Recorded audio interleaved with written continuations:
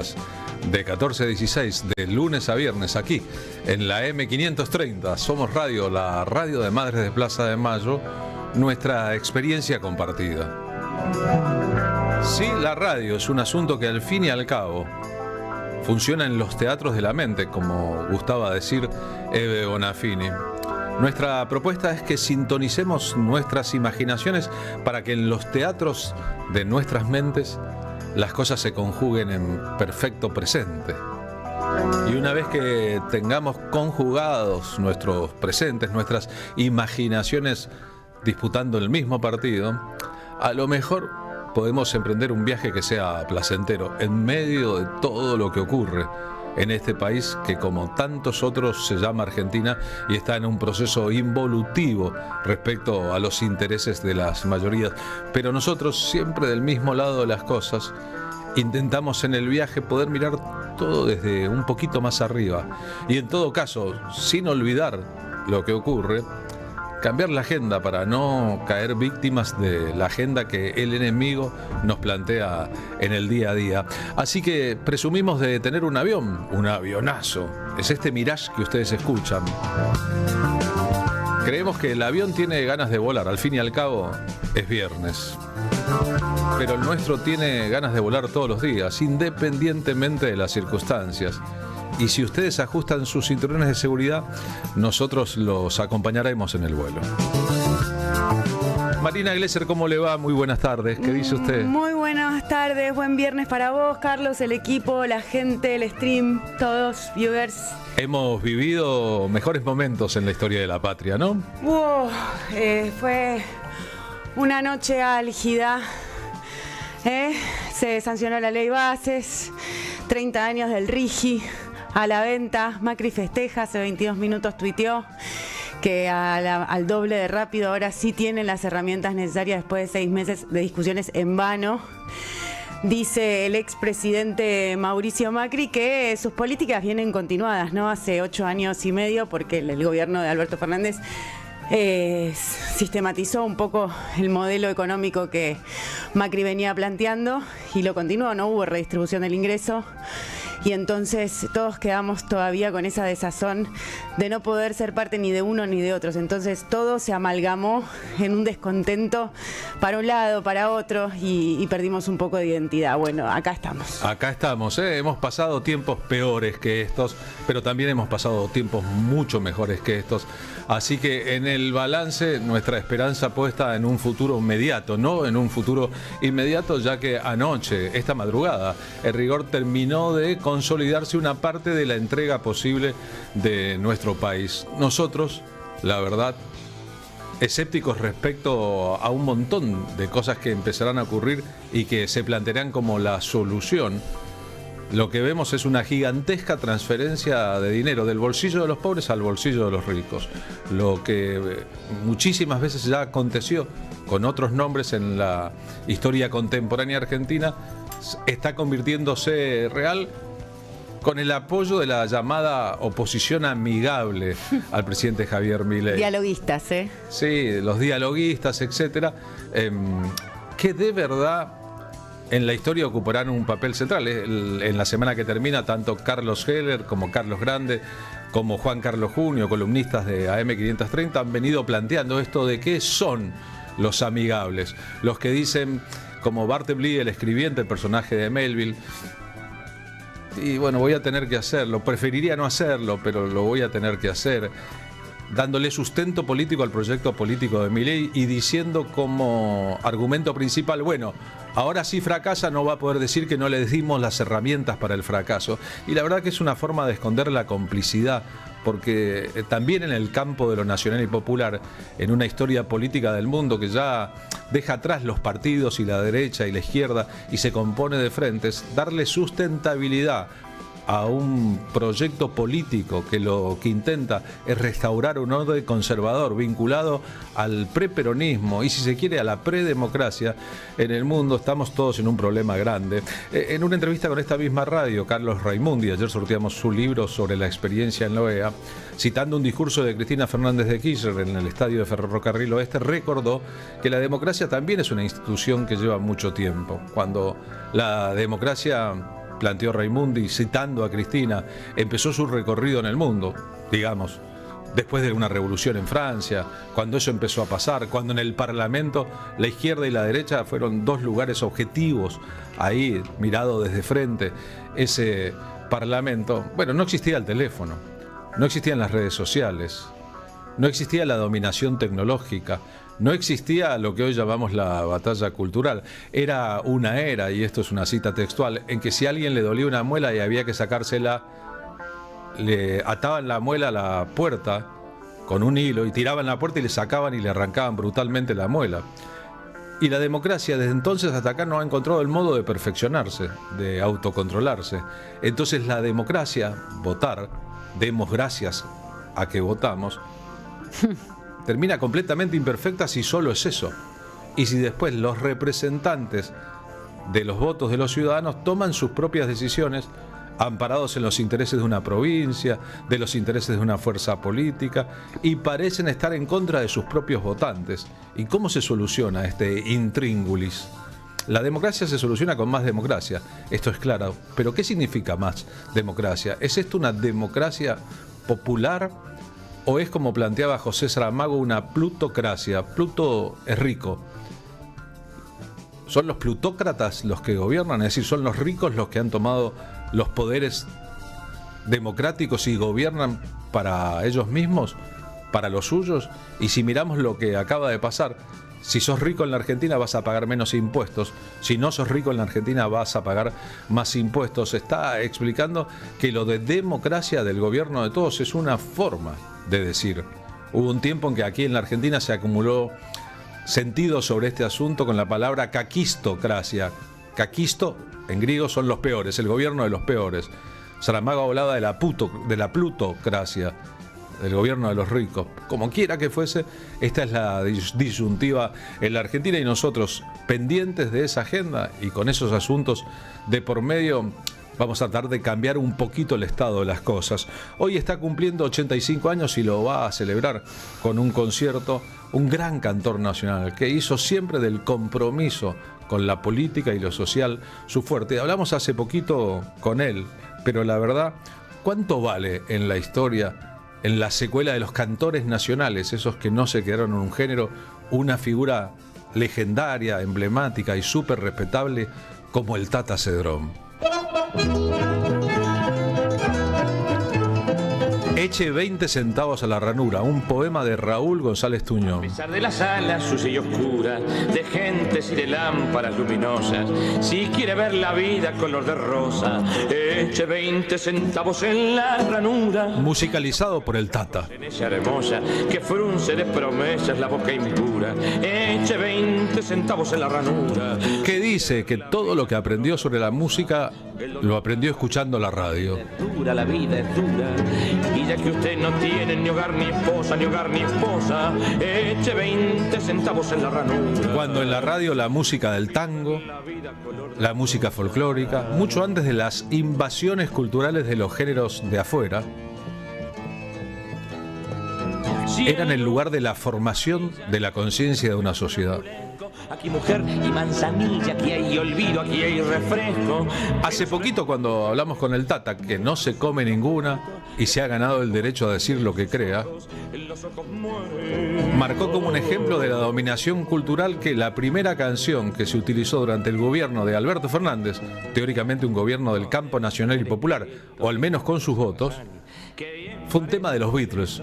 Y no es nada contra los Beatles. Es sobre cómo nos funciona la cabeza a veces. Y el trala, la ritma en tu viejo corazón. Estampas, luces, musiquilla, misterios de los reservados, donde entran hurtadillas. El Tata pertenece a una familia central de la cultura en la Argentina. Recordemos que en un tal Lucas, Julio Cortázar escribe un cuento fenomenal, que es un relato del exilio en París centrado en casa de los Cedrón. Su hermano Jorge Cedrón, cineasta, director de Operación Masacre, fue encontrado muerto en una comisaría de París en una circunstancia extrañísima. Fue asesinado en el exilio después de haber hecho una combativa película política con la conducción de montoneros exiliadas fuera de la Argentina. Se goza, eche 20 centavos en la ranura. Si quiere ver la vida color de rosa, eche 20 centavos en la ranura. Para la generación de los que tienen menos de 60 en la música popular argentina,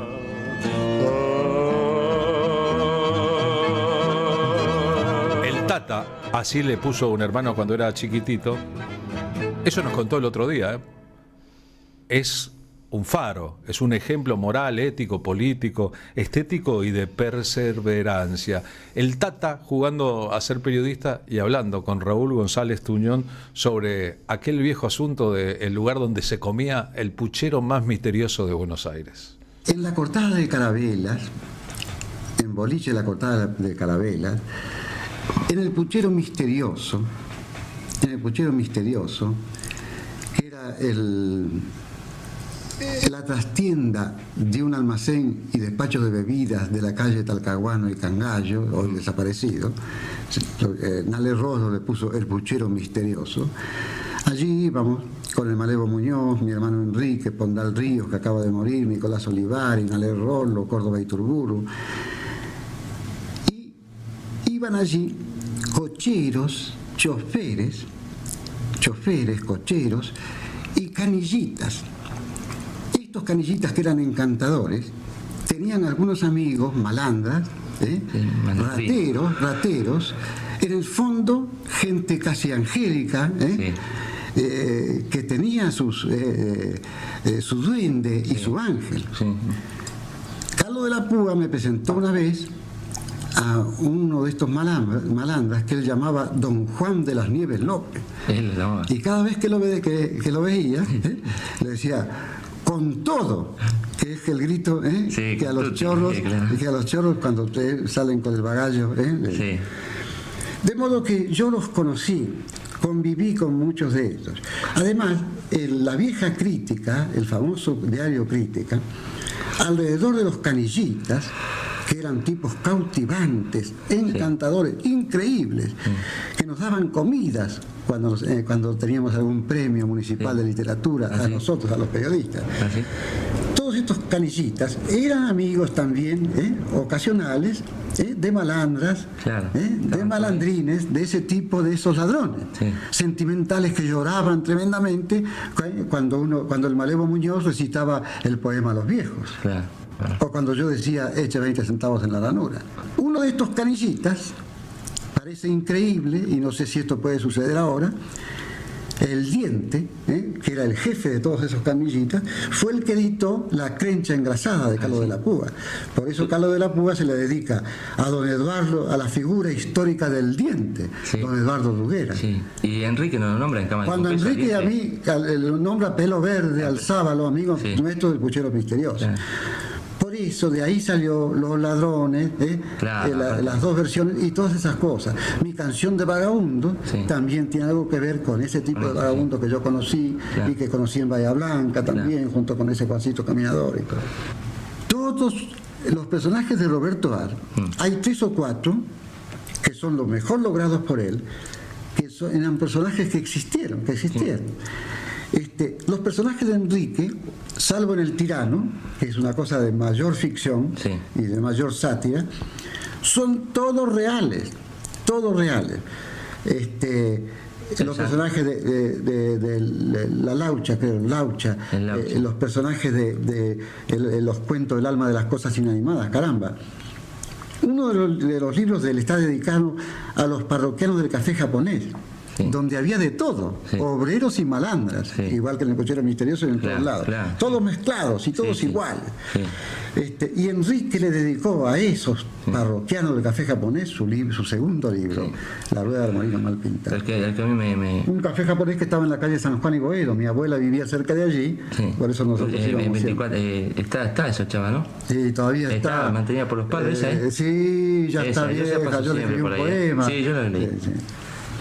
Sí, ahora está ya crucificada, ya derrúmbala enseguida. Está ahí en la cortadita esa semilla en diagonal, ¿no?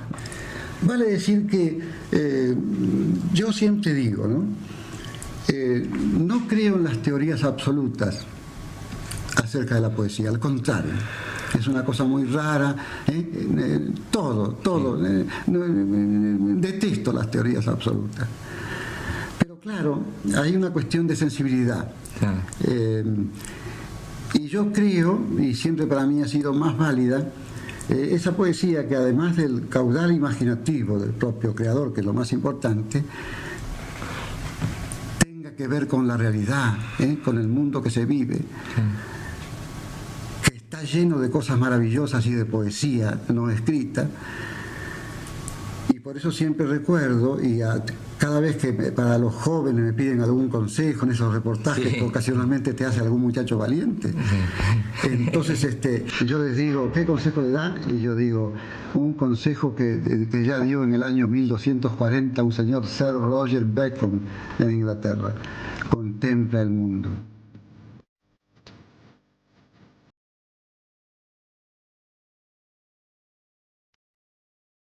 Y después hay una cosa sobre el estilo del Tata, que parece citar en su modo de pronunciar, de cantar acompañado por guitarras. Hoy tuvo distintas formaciones, incluyendo su famoso cuarteto, a los cantores de los años 30, a Magaldi, a Corsini, a Gardel. No es ninguno de ellos, es el Tata Cedrón con su propia personalidad. ¿Saben cuánto duró su exilio, iniciado en 1974?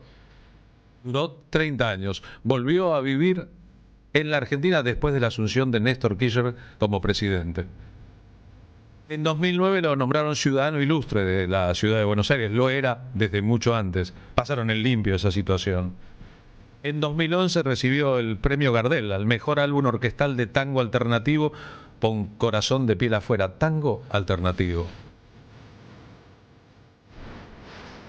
Hay un gran programa de 2012 de Encuentro en el Estudio con Lalo Mir celebrando su obra y su trayectoria, que son impresionantes, muy extensas. Son más de 65 años de carrera, de impulsar otros músicos, de haber sido el factotum de algunos lugares famosos de la ciudad de Buenos Aires donde convergían los cantores, lo que llamaríamos peña o clubes de música.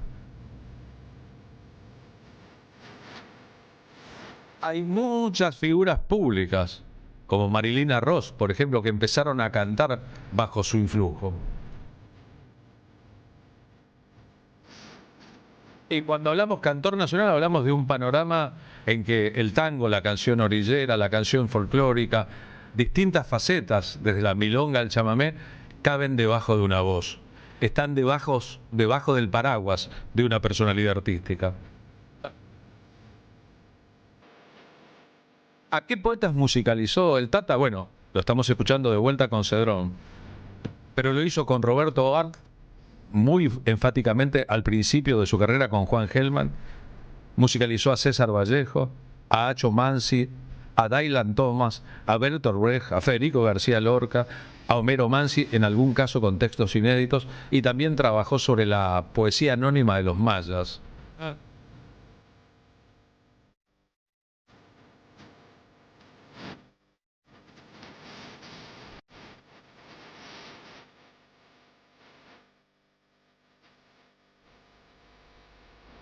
La última vez que hablamos con él, hace poquito, antes que actuara en el Club Don Narciso, donde cantó una hora perlada en medio del aplauso y el asombro de los que estábamos allí, porque el Tata no canta tanto a esta altura de su vida y sin embargo cuando canta impresiona.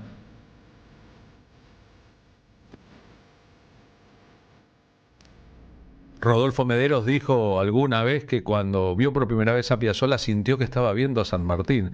Mucha gente cuando lo ve al Tata Cedrón piensa que está viendo un bronce, un superhéroe de la historia de la música. Cuando lo entrevistamos le preguntamos cuál es su canción favorita del repertorio argentino. ¿Qué es lo que más te gusta cantar? Si tuvieras que cantar una canción y fuese la primera o la última, ¿cuál sería? Y la marcha peronista. Qué grande, Tata Cedrón, viva Perón, la puta madre. O sea, la que no cantas en público. No, eso eso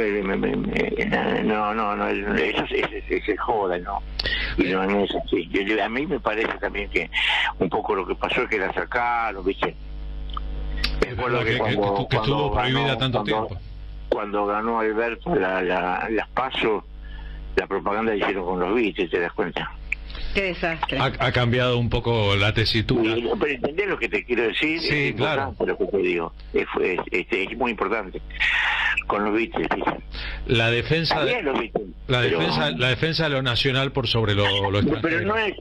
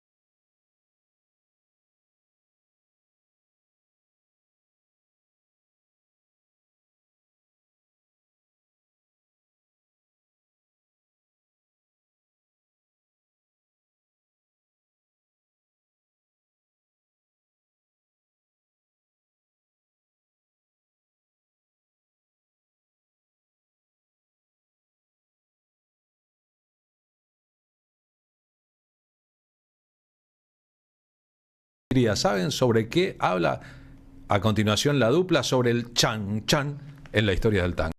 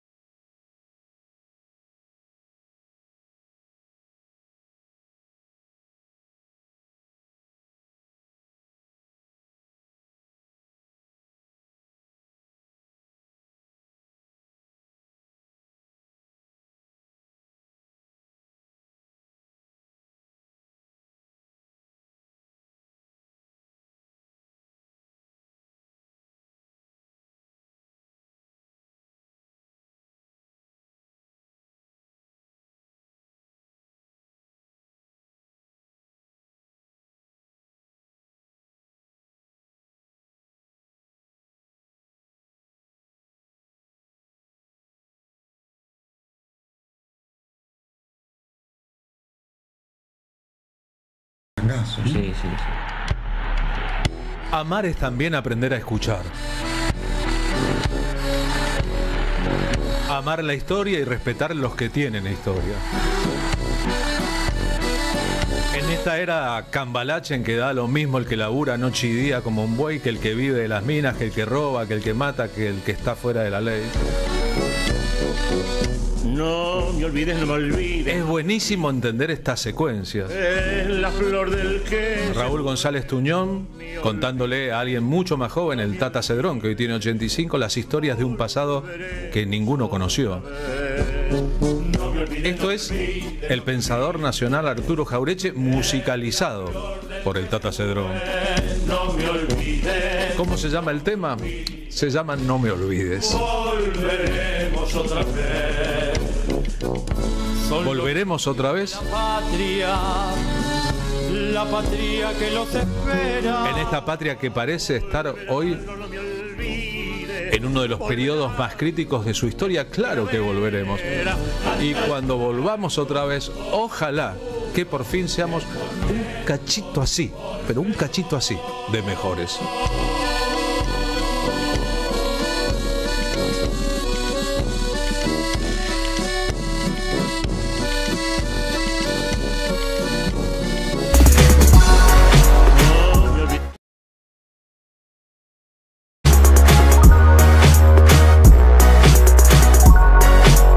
Seguí a la Radio de las Madres por YouTube, activá las notificaciones, dale like y suscríbete a nuestro canal. Somos Radio AM530. Construimos comunidad. Buscamos la verdad siempre.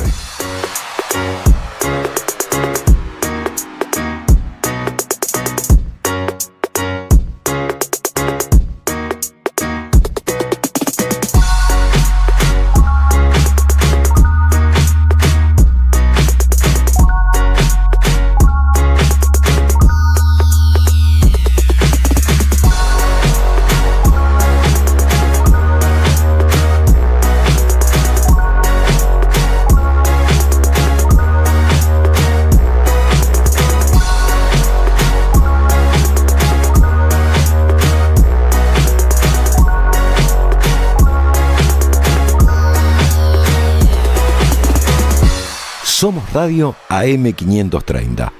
Construimos comunidad. Buscamos la verdad siempre.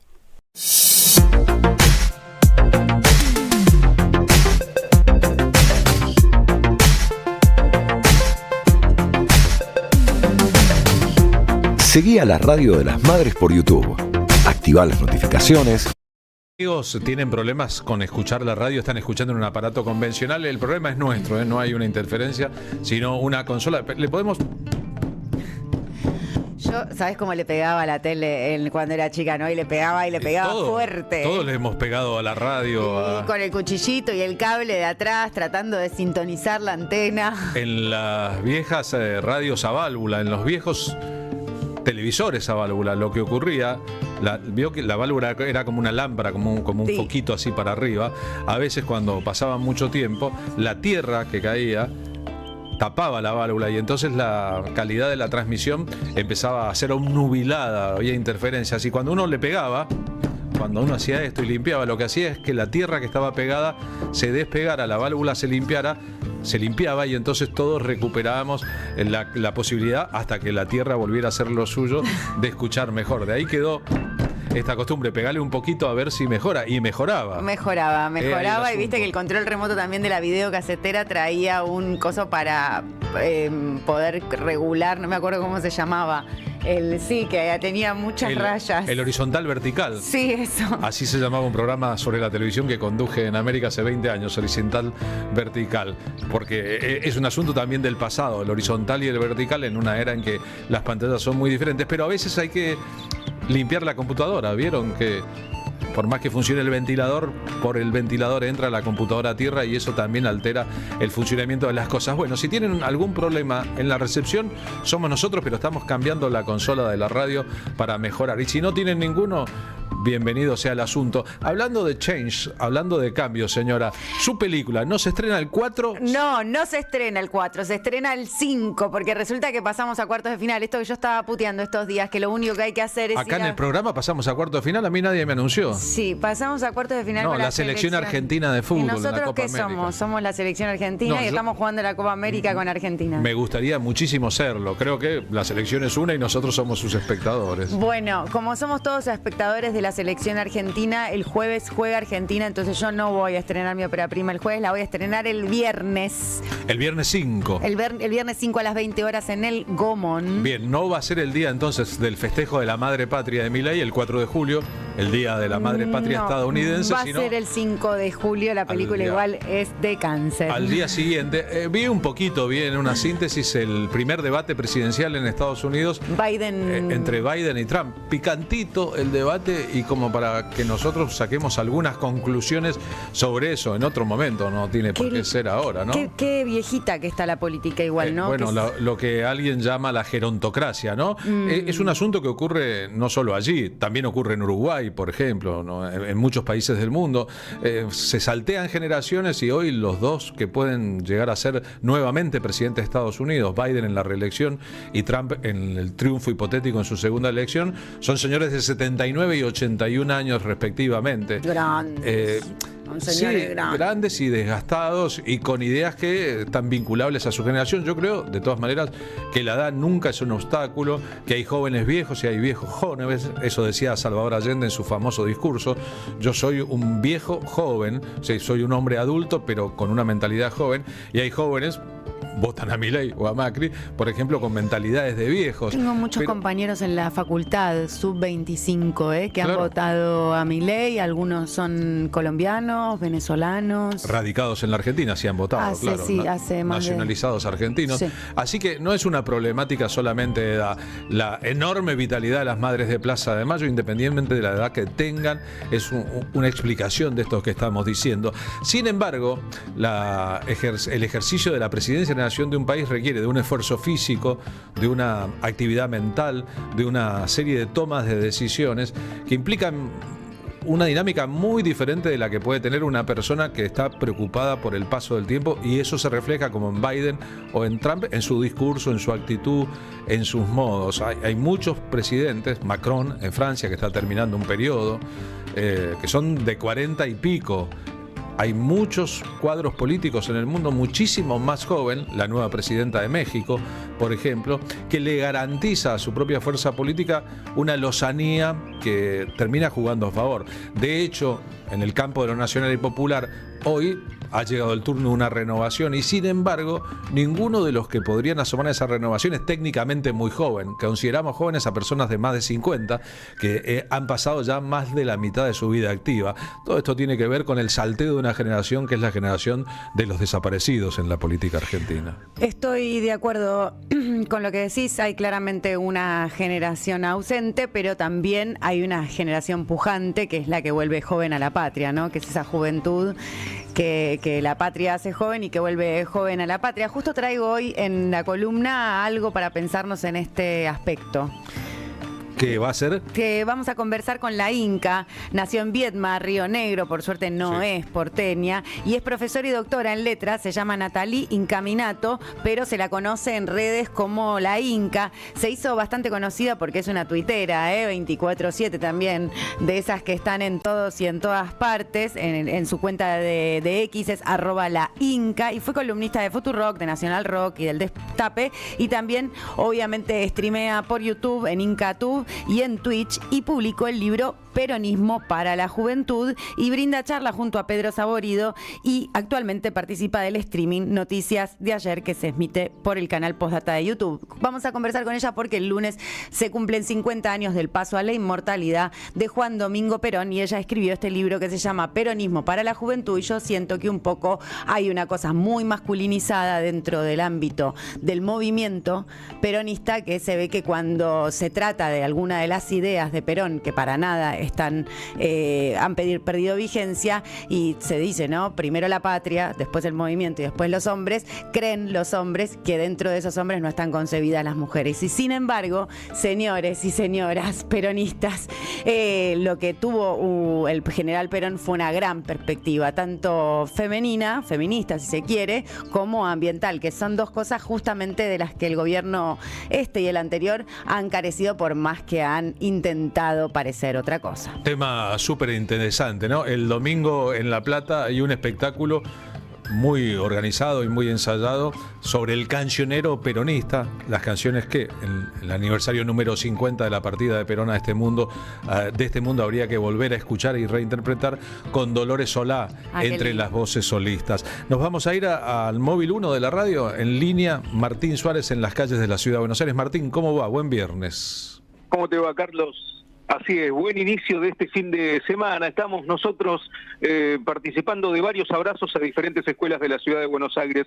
A la mañana temprano salimos en el programa de Roberto, que te manda saludos, que te escucha todas las tardes también, Carlos. Bien, un abrazo para Roberto. Roberto Caballero. Participamos de un abrazo a una escuela de Floresta que sufrió nuevamente el robo de varios objetos, entre ellos se llevaron las galletitas y las leches de los chicos, para que tengas una idea.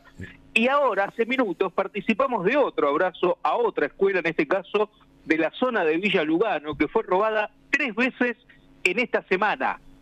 Lunes, martes y jueves de esta semana, de manera consecutiva, recibió 3 robos esta escuela de Villa Lugano. Se trata de la escuela de media número 1 del Polo Educativo Piedrabuena, que está ubicado en la calle Subiría al 6500. Durante 3 días consecutivos entraron, robaron computadoras, destrozaron los baños que están clausurados en este momento. El gobierno de la Ciudad de Buenos Aires acusó el recibo, mandó policías, pero vos sabés que el último robo que ocurrió el día jueves a la noche se realizó mientras había una consigna policial en la puerta de la escuela. Es decir, burlaron a la policía que estaba custodiando la entrada y se metieron por la parte trasera del edificio escolar. Bueno, las familias están muy enojadas con el jefe de gobierno porteño Jorge Macri y les exige de alguna manera que mejore las condiciones edilicias también para que no vuelvan a ingresar. Antes de que vayamos al audio, pensemos un poco en la situación. Estos son los hechos, pero deberíamos interpretarlos, ¿no? Esta semana hubo un intento de golpe de Estado en Bolivia. Esos son los hechos, debemos interpretarlos. Además, fue un intento del presidente Luis Arce, que complotó con los militares para seguir quedándose en el poder, como denuncia Evo Morales. Fue un golpe auténtico de los militares, ninguna de las dos cosas, o sea, ni un autogolpe ni un golpe auténtico de los militares, sino un subproducto de la división en el MAS, con Evo Morales distanciado de Arce. Digamos, una cosa son los hechos y otras las interpretaciones. Es sistemático el robo de alimentos y de computadoras en las escuelas de la Ciudad de Buenos Aires. Es porque la permeabilidad de la seguridad es evidente y entonces se puede robar.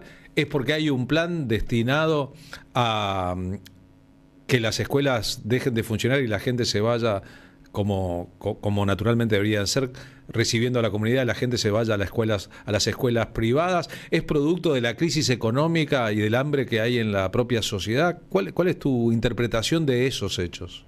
Mira, hay muchas hipótesis. Una es la transferencia de recursos humanos, en este caso, palabra que no me gusta para nada, pero en simples palabras significa de estudiantes, de alumnos, de alumnas, hacia la educación privada, obviamente porque las familias llegan a un hartazgo de que todos los días les roben a sus chicos y también los elementos de las computadoras. Pero hay una tercera o una cuarta posición que se habla de una fuerte interna entre Patricia Bullrich y el actual ministro de Seguridad, Waldo Wolf, porque si bien los robos existían ya en las otras gestiones de Rodríguez Larreta, desde el año 2018 hasta la actualidad, se profundizó y mucho durante la jefatura de gobierno de Jorge Macri, cuando puso a Waldo Wolf como jefe de ministros. En ambas hipótesis, las bandas de ladrones entonces estarían manejadas por sectores de la política.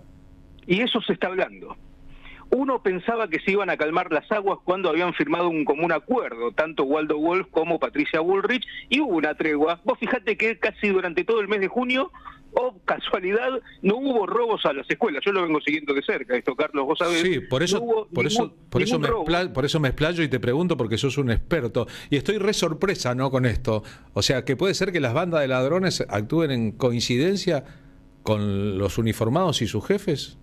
Y otra casualidad, fíjate vos, no tengo ninguna duda de que viene por acá, es que apenas publicaron la noticia de que habían capturado a varios delincuentes, supuestos delincuentes que entraban a las escuelas, se calmaron los robos durante prácticamente todo el mes de junio. Pero esta semana, de golpe y porrazo, volvieron a aparecer. El domingo, el fin de semana largo, volvieron a vandalizar también a una escuela de Mataderos, que la sacamos también en el aire de la 530, y ahora estos 3 robos sucesivos a la escuela del Polo Educativo de Villa Lugano. Algo pasa, hay algo que ocurre, hay algo que no pueden o no quieren, o pasa porque está esta interna instalada, pero es lo que debería investigar la justicia. Pero la justicia aquí en la ciudad de Buenos Aires no es lamentablemente un tercer poder del Estado, sino que es parte del poder ejecutivo, lamentablemente. Bien, ¿no? Como suele ocurrir, algo huele a podrido en Dinamarca, comienzo de Hamlet de Shakespeare. Totalmente. Hablamos, mira, con Federico Belli. Federico Belli es un docente de la escuela secundaria que recibió 3 robos en esta semana, no fue en varios meses, sino en esta última semana. Detalló que uno de los días que ingresaron, lo que te estaba contando, fue cuando precisamente había una consigna policial en el edificio escolar. Clausuraron el lugar, supuestamente buscaban huellas, ese tipo de cosas, y dejaron una consigna policial, dejaron un policía en el frente que se iba a quedar por tiempo indeterminado a las 24 horas del día. Bueno, ahí pensamos que había terminado todo. Hoy, cuando ingresamos a la escuela, resultó ser que, a pesar de que estaba la consigna policial toda la noche, entraron por atrás en la escuela, abrieron fácilmente una puerta, la puerta de la oficina del Departamento de Orientación Escolar, DOE. De ahí se llevaron computadoras y, bueno, otros artefactos, una pava eléctrica, y lograron entrar a una de las preceptorías. Tenemos 2 preceptorías, una en planta baja y una en planta alta. Lograron entrar a la de planta alta, que no tiene rejas, o sea, fue muy fácil entrar, y ahí también se llevaron computadora, una pava eléctrica y otras cosas menores. Bueno, están preocupadas las familias porque entre esas cosas menores, que son por ahí las más graves dentro de las computadoras, estaba toda la digitalización de datos personales de los chicos. Dirección, número de teléfono de las familias, de qué escuela vienen, datos personales, pero hasta de maestras y maestros que trabajan dentro de este establecimiento educativo. La ola de seguridad, lamentablemente uno pensaba que se había calmado, pero no, resurgió esta semana, y esperemos que nos siga avanzando, Carlos, porque hay una verdadera preocupación en las familias y algunos padres ya están de alguna manera reorganizándose para ocupar el lugar que no ocupa la policía, para decirlo en palabras leves, y ocupar el lugar que no ocupa el Estado, porque están hartos, realmente están cansados de que esta situación siga avanzando. De verdad, y si la interna es entre Bullrich y Wolf, mamma mía, ¿no? Si a uno le dijeran de qué lado estás, uno debería decir de ninguno nunca, jamás. Estoy abajo, meto la cabeza abajo de la tierra. No, es imposible elegir a uno de los dos. Que ambos vienen del mismo sector, recordemos. Sin lugar a dudas. Ambos trabajan para el mismo servicio, digamos. Exactamente, y deben tener los mismos patrones muy por arriba que no viven en la Argentina. Gracias, A vos, Carlos, buen fin de semana. Bien, cuando estaba empezando el mes de julio del año 1980, Marina Glesser, le cuento esto. Cuénteme. Como una forma anecdótica de hablar de la realidad. Me incorporaron al servicio militar obligatorio en la Argentina en circunstancias extremadamente graves. Mi padre estaba exiliado. Mi nombre figuraba en los registros de los servicios de inteligencia. Me incorporaron junto a mi hermano, que era menor que yo, pero los dos habíamos pedido prórroga. Mi hermano Jorge intentó hacer un trámite para ser exceptuado del servicio militar, y cuando chequearon su nombre y la familia, terminó castigado en un regimiento de alta montaña en Uspallata, donde hacía muchísimo frío, julio, en Mendoza del año 1980, y así yo viví durante un mes el periodo de instrucción militar, o sea, la reducción del civil a la nada misma, a obedecer órdenes, a no cuestionar, a no preguntar, a incursionar en la obediencia de vida, a disparar contra aquello que le marquen como blanco si tiene que disparar, a militarizar su propia vida y su propio cuerpo, a perder el pelo, a ser rapado, a ser tratado como una basura por sus supuestos superiores, etcétera. Pasé los días más tristes de mi vida.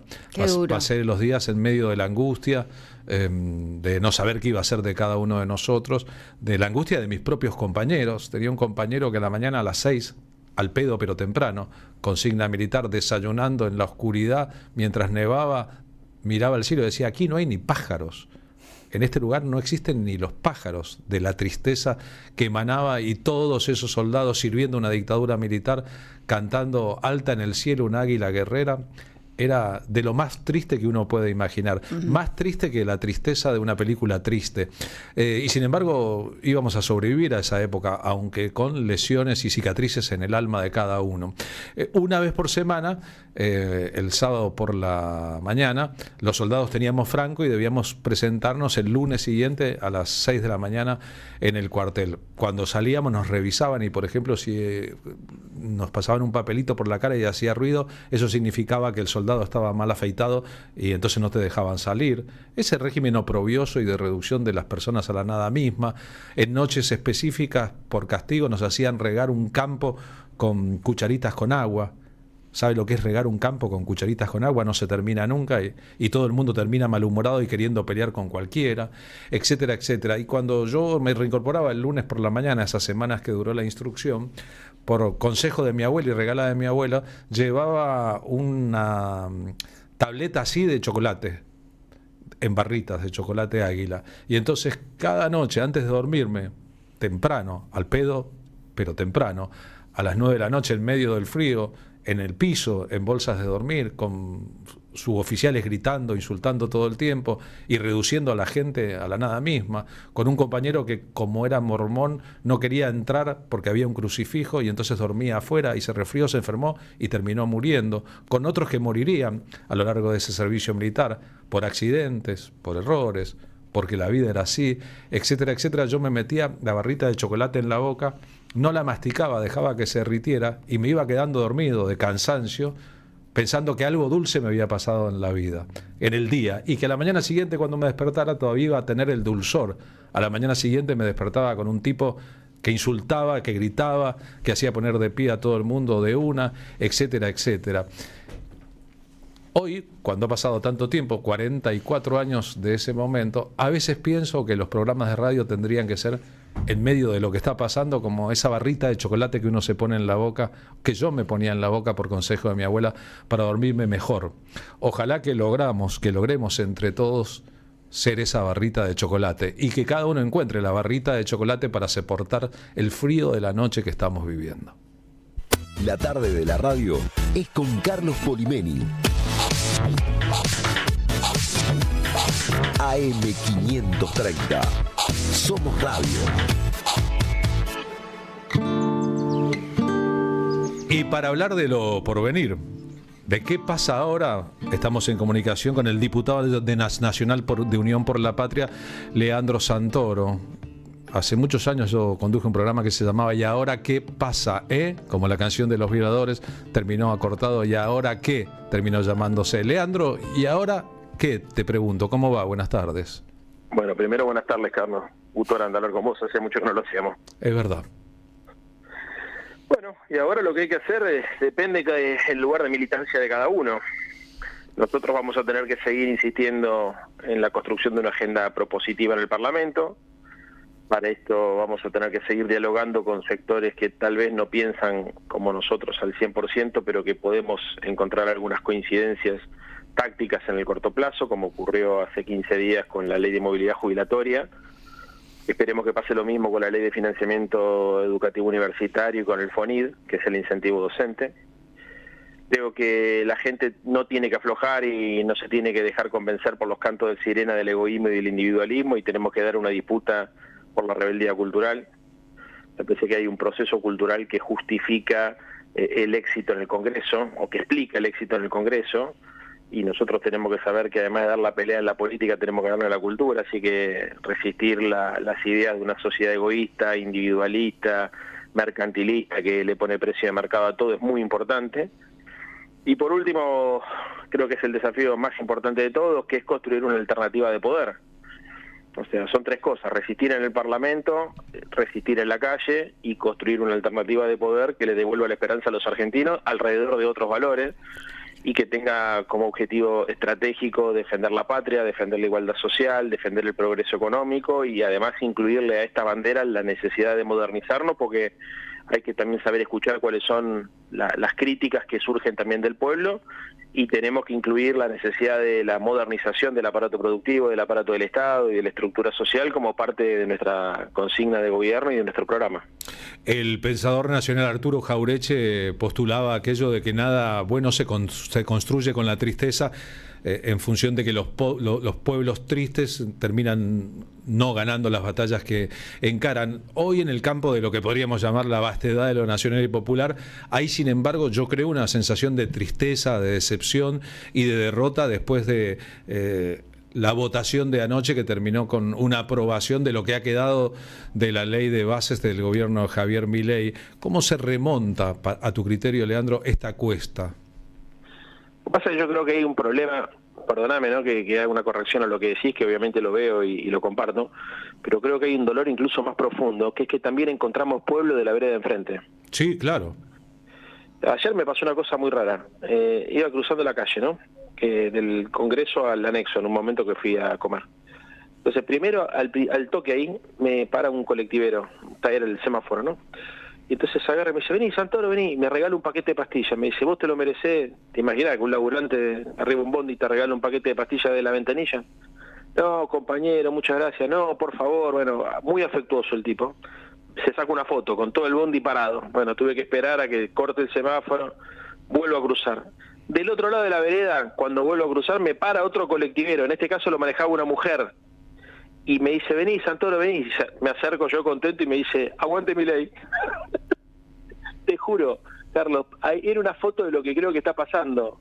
Dos personas de la misma clase social, de la misma profesión, de la misma actividad, con dos lecturas diametralmente opuestas de lo que estaba sucediendo. Entonces creo que esto es un problema para nosotros también, porque no es que está el pueblo y el antipueblo. O sea, yo creo que hay valores que defiende la derecha que son antipopulares, pero hay mucha gente que efectivamente es del pueblo, que cree que estos son los valores que necesita la Argentina. Entonces ahí está el primer punto. Yo le decía ayer a unos compañeros nuestros de Berazategui: a ver, no nos tenemos que resignar ni enojar, las dos cosas, ¿no? O sea, hay que saber que muchas de las ideas y de los valores que nosotros defendemos no están de moda, pero no nos tenemos que dejar quebrar la voluntad y tratar todo el tiempo de poner en cuestión lo importante, que es el sentido de patria. Ahí está la cosa, ¿viste? Que es una patria, que es una comunidad, porque es importante la solidaridad. Incluir también acá una dimensión económica que yo creo que nosotros veníamos laburando de manera muy tangencial. Hacíamos mucho énfasis en la redistribución, pero poco en el crecimiento y en el desarrollo. Hay que equilibrar estas dos cosas. Porque si esto se resuelve, es más fácil después construir mayorías electorales, y eso va innecesariamente a impactar después en la correlación de fuerza en el Parlamento. Porque el problema de fondo a la pregunta inicial tuya, y perdóname a lo largo de la respuesta, es que nosotros tenemos que hacer una gran elección en el 25, hay que ganar las elecciones. Si no se ganan las elecciones, magia no podés hacer, porque nosotros para sacar una ley necesitamos un número concreto, 129 diputados. Eso es lo que te da el quórum en el Congreso. ¿Cuántos tiene hoy Unión por la Patria? 99. Nos faltan 30. Y bueno, eso se construye electoralmente, y las elecciones son cada 2 años, y este gobierno, que si bien es cierto que asumió con pocos legisladores, ha logrado cooptar o comprar a legisladores del PRO y del radicalismo y ha armado una mayoría. Inestable, pero es una mayoría. En algunos momentos uno siente que se la puede disputar, como cuando la semana pasada sacamos la ley de movilidad jubilatoria, y en otros momentos te demuestran que la mayoría son ellos, como anoche. Anoche fueron 147 los votos de aprobación del proyecto de ley bases. Dijiste recién comprar. ¿Han comprado? Sí. Y claro. ¿Y cómo se compra un diputado? ¿Cómo es la mecánica? Para, a ver, quiero 2, 4, 6. ¿Cómo crees vos que se compra? Y por ejemplo lo que pasó con los correntinos y con los entrerrianos, senadores en este caso, ¿no? Que le dicen que le van a dar a un amigo de ellos un conchavito en la represa de Río Grande. Eso es una forma de comprar, ¿no? Por un conchavito de un amigo de un senador, vos decís, se compra un voto. Claro. O le das el caso más notorio, que fue el de la embajada de la UNESCO, $20.000 por mes. un sueldo, digamos. Con un sueldo se compra. Mira qué sueldo, ¿no? En dólares. $20.000 por mes. Y si la política fuera una cosa práctica, ¿la oposición no podría comprar diputados de Milei? Bueno, a ver, ahí caerías en una infracción ética que para mí es imperdonable. Para mí sería imperdonable, pero te pregunto, ya que hablamos tan livianamente, tan libremente de que se compra, con esto vos lográs esto, y debe haber pasado en más de una época. Me lo estoy preguntando en voz alta. Yo creo que las batallas son ideológicas y no mercantiles, pero qué fácil que parece. Me compro un senador, me compro 2 senadores, me compro 4, me compro 8, me compro 6 diputados y un día se compran la patria, ¿no? Pero Carlos, a ver, no es algo que nos pase a los argentinos nada más. O sea, todos los gobiernos hiperpresidencialistas, donde tienen controles muy laxos, muy relajados, y el presidente tiene muchos instrumentos, en general hace lo mismo. A ver, en Estados Unidos está absolutamente blanqueado esto. Claro, el lobismo existe y está blanqueado, y todo el mundo sabe que están los lobbies, las grandes corporaciones, los representantes, y que diputados y senadores están apoyados económicamente por eso, ¿no? Nosotros tal vez tengamos un principio ético y moral diferente en esta democracia. Entonces, si se comprobara que por 20.000 euros o dólares de sueldo alguien vende su voto, yo creo que esto debería ser judicializable aquí, ¿no? Sí, claro. Sí, hay presentaciones judiciales hechas. ¿Y tenemos algún tipo de optimismo o fe, sin ser el optimismo bobo de Daniel Scioli, respecto a que eso progresará? No, yo no tengo ninguno. Porque además creo que la justicia termina actuando de acuerdo al clima cultural de la época. Por eso yo, una de las cosas que te decía, mirá, acá ¿viste que Milei habla de la batalla cultural? Sí, claro. Bueno, a ver, yo, Carlos, hablé con vos durante todo el gobierno de Macri sobre la batalla cultural. Exactamente. Nos la pasábamos los dos haciendo análisis sobre contrahegemonía, contracultura, analizamos a Gramsci. Bueno, ¿qué pasó? La derecha lo leyó a Gramsci, incluso lo leyó a Laclau, y lo aplicaron mejor de lo que lo aplicamos nosotros, pero en sentido ideológico inverso.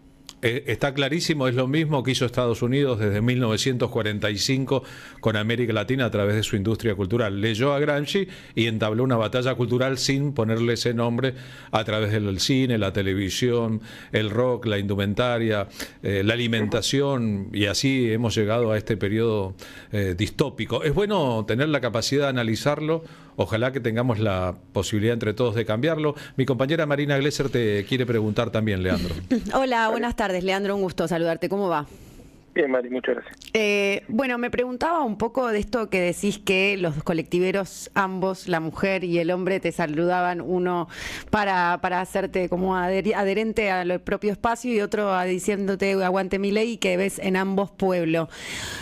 También lo noto. Me preguntaba cómo hace el pueblo para identificar que, por ejemplo, una ley bases va en contra de sus derechos, o que los ricos van a pagar menos y los laburantes más, ¿no? Claramente fue eso lo que se votó ayer, para los que tenemos comprensión de texto y contexto. Y ¿cómo crees que eso no se discrimina, digamos? Porque, qué sé yo, hablaba con compañeros de facultad ayer y me decían que, pese a cuestionables actitudes que tiene el presidente Milei, está haciendo la limpieza de los curros y la corrupción, ¿no? Entonces escuchaba como vos y Polimeni hablaban de la batalla cultural y todo lo que se instala, ¿no? Me pregunto si eso no tiene un asidero, si estos barros no tienen un asidero en aquellos lodos que fue firmar el acuerdo con el Fondo Monetario Internacional en febrero del 22, y que el Fondo Monetario Internacional pudiera cogobernar en la última gestión del Frente de Todos, y así también meter su cola para definir cómo iban a ser las políticas futuras de la Argentina, ¿no? Porque la política tiene una cosa de planificación y previsibilidad. Bueno, honestamente creo que no, que son dos cosas completamente diferentes. ¿Sí? Sí. O sea, creo que son dos cosas completamente diferentes. ¿Crees que digamos que el Fondo Monetario Internacional, imponiendo sus restricciones o sus planes para la Argentina y midiendo cuánto crece o cuánto no infieren que un ciudadano medio no pueda discernir en cuánto se le quita derechos o cuando los adquiere? No, creo que el planteo que estás haciendo es incorrecto, que está mal planteado. A ver, el Fondo Monetario Internacional lo que tuvo en la Argentina fue una influencia muy importante, básicamente desde siempre, pero primero a partir de que fue el gobierno de Macri quien toma el crédito. En segundo lugar, lo que se hizo durante la gestión anterior fue tratar de conseguir una renegociación en el mejor contexto de las condiciones posibles. Dicho lo cual, te digo dos cosas. hoy el Fondo Monetario Internacional corre por izquierda Milei. Y en segundo lugar, el fenómeno cultural que estamos analizando no es un fenómeno que tiene su origen en la Argentina, es un fenómeno global. Creo que por eso está mal planteado lo que estás haciendo vos. Porque si no nos explica Trump, nos explica Bolsonaro, si no nos explica cómo Milei es un fenómeno global, efectivamente. Pero acá está pasando algo que son dos cosas distintas. Vos podés estar de acuerdo o no con el acuerdo con el Fondo Monetario. Yo no estoy hablando de lo que yo pienso, no te estoy preguntando lo que piensa Marina. Me decís que te hago mal el planteo. Lo que yo te estoy diciendo, decís, vos decís, esto se replica en la región y se replica a nivel multipolar porque el mundo ya no tiene la hegemonía de Estados Unidos. Pero analizando la historia y viendo un poco en la repercusión que tiene el haber tomado deuda, el haberla fugado y el Macri haber perdido la elección, eso era un préstamo político, y me parece que la refinanciación o el plan de facilidades extendidas que se acordó en el Congreso y que firmó el gobierno de Alberto Fernández trajo como coletazo también la posibilidad de replicar lo mismo que hizo los grandes poderes concentrados en Brasil y en otras regiones del mundo, que es permitir el avance de este conservadurismo o esta nueva derecha o esto en realidad profundamente conservador, de esta restauración conservadora que es la misma que tuvieron algunas dictaduras cívico-militares. Por eso te preguntaba, más allá de que creas que está errático el planteo, es si no tiene que ver una cosa con otra, si no está concatenado. No tiene que ver una cosa con la otra. Bueno. Son dos cosas completamente diferentes. A ver, y yo creo que es un error también de un sector del campo nacional y popular enamorarse de los dogmas. Pero no es dogmático lo que te... No es dogmático. Pero no te digo lo que veo yo, digamos, porque una cosa es dar un debate acerca de por qué la derecha se apalanca en el continente o en la región y tiene la capacidad de hacer que personas que supuestamente eran votantes nuestros pasaran a ser militantes de ultraderecha, como los pibes y los laburantes, y otra cosa es suponer que la causa de eso tiene que ver con el acuerdo con el fondo, porque finalmente lo que este gobierno está haciendo es ir más a la derecha de lo que fue el fondo. Son dos debates distintos. Pero hablabas de la batalla cultural, Pablo, de la insatisfacción democrática y que un laburante no pueda discernir cuando hay una flexibilización laboral, que cuando hay una corrupción, que cuando hay un curro, ¿se entiende? Como ese mareo. Pero que yo no creo que el laburante no pueda discernir, eso es faltarle el respeto al laburante. Creo que la ve distinta, ¿entendés? O sea, nosotros tenemos una lógica de razonamiento que tiene causas, efectos y que tiene su origen y su explicación en una lectura de la historia, en una mirada sobre el futuro, y hay un sector de la sociedad que la tiene de otra manera. A ver, son dos debates distintos. El debate de por qué la derecha tiene anclaje en los sectores populares y en los sectores jóvenes excede mucho el acuerdo con el Fondo Monetario. Me parece que es como forzar demasiado tu análisis, decir, che, acá hubo un problema con el fondo. En todo caso, el gobierno de Alberto Fernández no pudo resolver un montón de cosas y empeoró un montón de variables, y eso seguramente contribuyó a que pueda ganar la derecha. Ahora, esta derecha, porque no estamos hablando que ganó, no sé, Horacio Rodríguez Larreta, que hubiese sido hasta esperable, ¿no es cierto? Bueno, después de un fracaso económico y social como el gobierno de Alberto, de la Unidad Popular, de Unión por la Patria, perdón, de UP, aparece un fenómeno más moderado, conservador, etcétera. No es lo que pasó. Pero acá pasó otra cosa completamente diferente. Macri. Que corre incluso... No, pasó Milei. Bueno. Tal vez en este asunto que estás planteando, en los dos colectiveros, en esta imagen de gente que perteneciendo a la misma clase piensa de manera diferente la realidad y por ende su propia vida, lo que influya sea lo que llamaríamos el consumo cultural, ¿no? El ballet de los medios de comunicación. Vos que sos un gran comunicador y tenés mucho espacio en la televisión, tal vez podrás percibir eso, ¿no? Como hay un desbalance en la representación que el campo nacional y popular tiene en los programas de televisión, de radio, en los diarios que forman una parte de la idea que la sociedad tiene sobre lo que pasa, y como otro sector que era más chico y hoy es mayoritario está sobre representado. Sí, pero también el sector popular, para llamarlo de alguna manera, está viejo y oxidado. Claro. A ver, yo también veo que nosotros muchas veces, o tenemos pocas novedades para comunicar, o incluso suponemos que para capitalizar este momento histórico políticamente hay que hacer lo mismo que hace la derecha, pero en signo ideológico inverso. Por ejemplo, veo muchos dirigentes nuestros que se montan sobre la idea de la agresión y la humillación al adversario, y que utilizan la violencia o la agresividad, a veces de manera voluntaria, a veces de manera involuntaria, como una forma de conectar con la bronca y el resentimiento de la sociedad.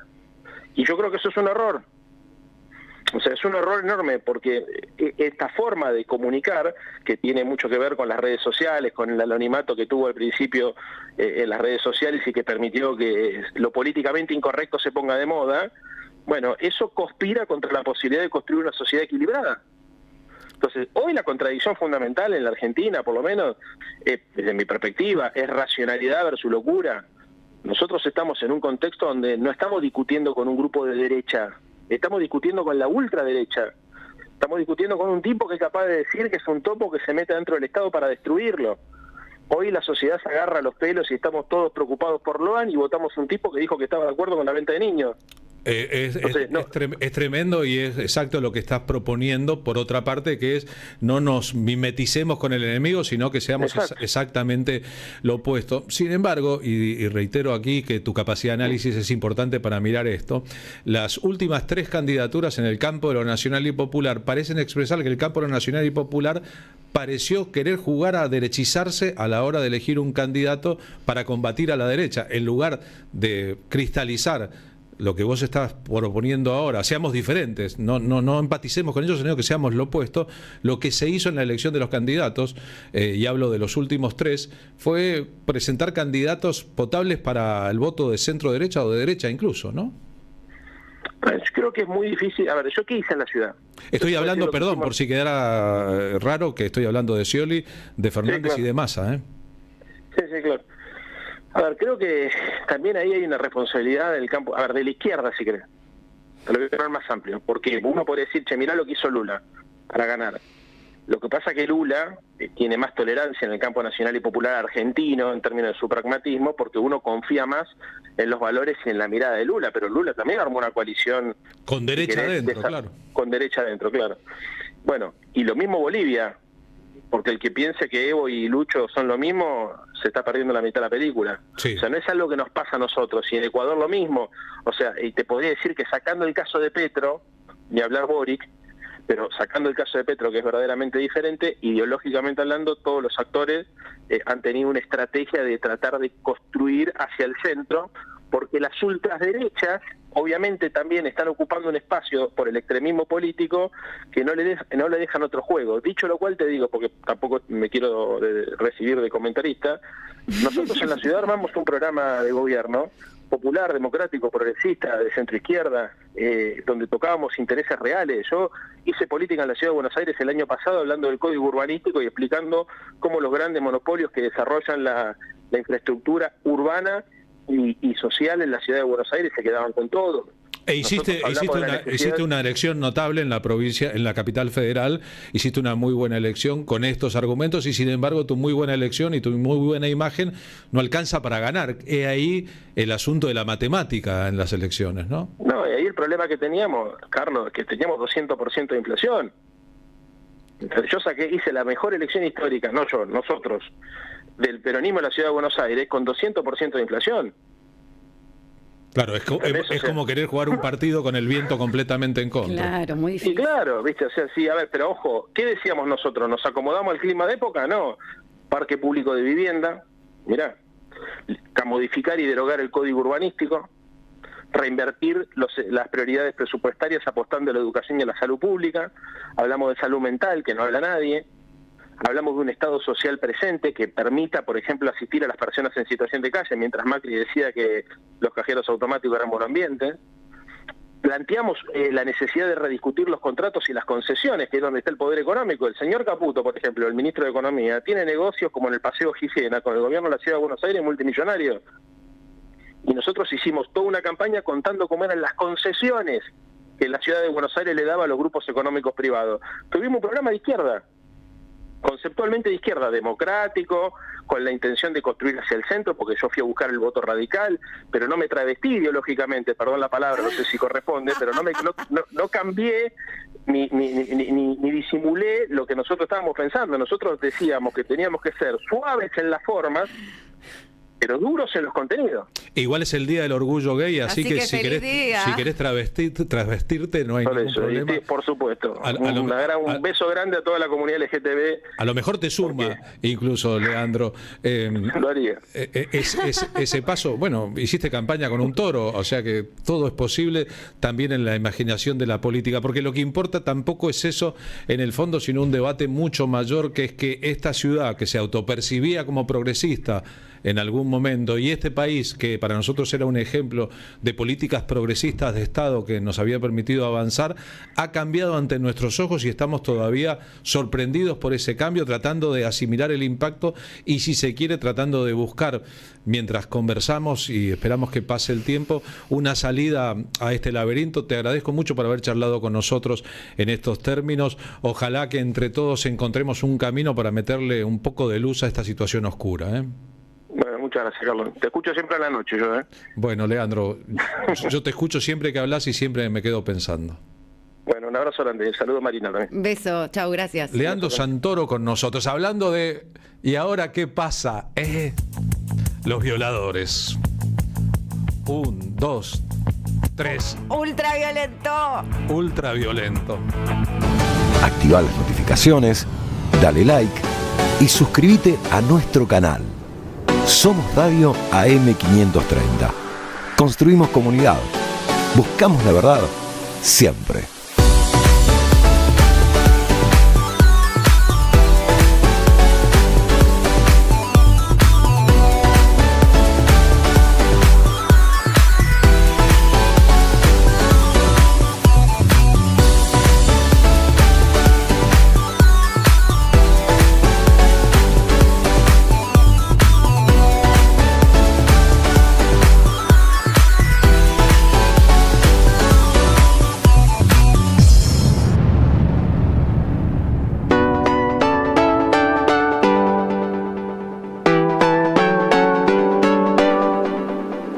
Somos Radio AM530. Construimos comunidad. Buscamos la verdad siempre.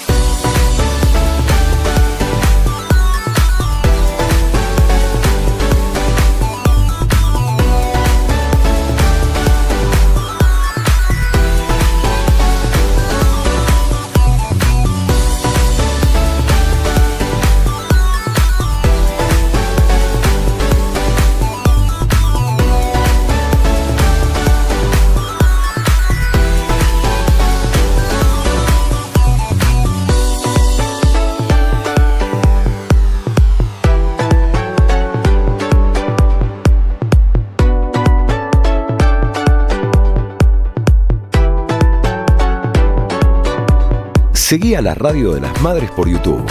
Activa las notificaciones, dale like y suscríbete a nuestro canal. Somos Radio AM530. Construimos comunidad. Buscamos la verdad siempre.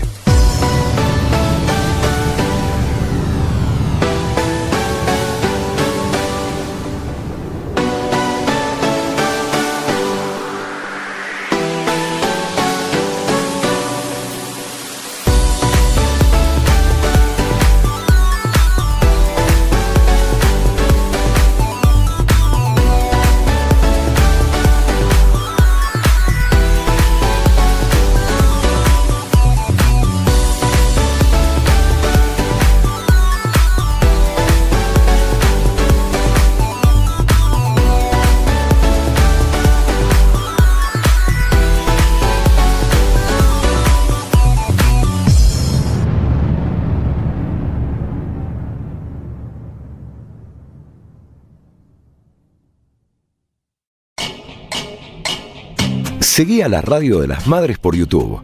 Activá las notificaciones, dale like y suscríbete a nuestro canal. Somos Radio AM530. Construimos comunidad. Buscamos la verdad siempre.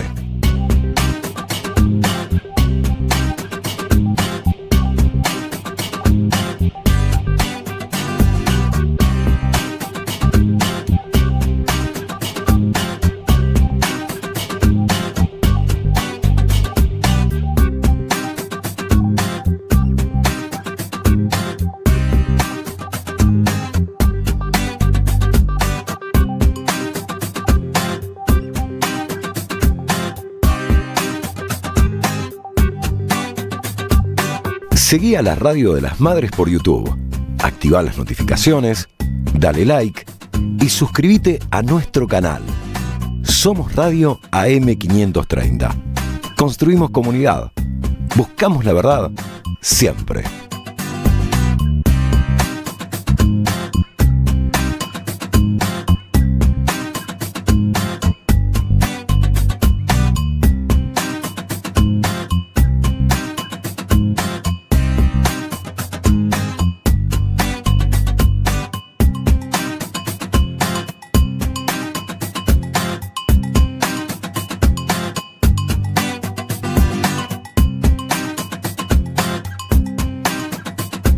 Leyendo una carta.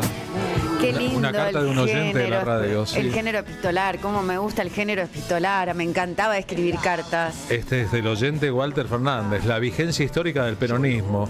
1 de julio del 74, 1 de julio del 2024. 50 años redondos de una Argentina sin Perón, 50 años del peronismo sin Perón, 72 años del peronismo sin Evita, su alma. Pero el peronismo se prepara para una renovación en 2027 con caras jóvenes.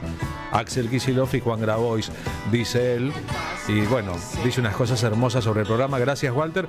Me gusta de vez en cuando recibir cartas. Pero ahora estamos en el capítulo del Huemul de la Patagonia. Mañana sábado 29 de junio a las 15 en el Teatro Politeama podés ver, si tenés ganas, nosotros te recomendamos una función del Huemul de la Patagonia, que es una obra de Silvio Falasconi, que presenta a 2 artistas y una banda de rock, como se escuchará en escena, contando las aventuras de un huemul patagónico que es perseguido al mismo tiempo por una domadora de circo y por un cazador. Es como elegir entre Wolf y Bullrich, no sabes con cuál no quedarte. Y todo empezó así. Y vamos a sortear unas entradas en el programa de hoy. Sorteamos 3 pares de entradas, o sea, 6 entradas en total para aquellos que tengan deseos de ir. Después, en la temporada de las vacaciones de invierno, la obra estará en cartel de jueves a domingo. El Teatro Politeama queda en Paraná 3513. En una época, en el bar de la esquina, ahí donde me encontré con el Mono Villegas, a veces Marina citaba a una chica. ¿Y qué? El bar se llamaba Politeama. Ya tenía... Ya tenías como un montón de camino recorrido adentro. Un principio de conversación, ¿no? El huemul de la Patagonia me hace acordar a los huemules de Lago Escondido. Bien, sí. Del Lago Escondido se escondieron varios después, le quiero decir. Aparte de los que ya sabemos, cuántos estuvieron y están silbando la comparsita y mirando por arriba.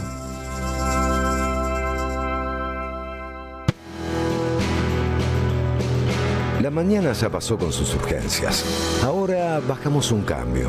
Nos tomamos un café y juntos disfrutamos de la radio.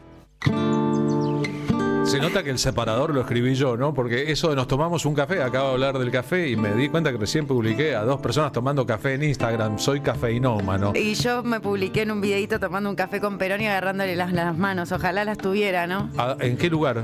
Un café con Perón, queda al lado de la Biblioteca Nacional. ¿Dentro de la Biblioteca Nacional del edificio? No, al lado, pegado. Y tiene también un museo.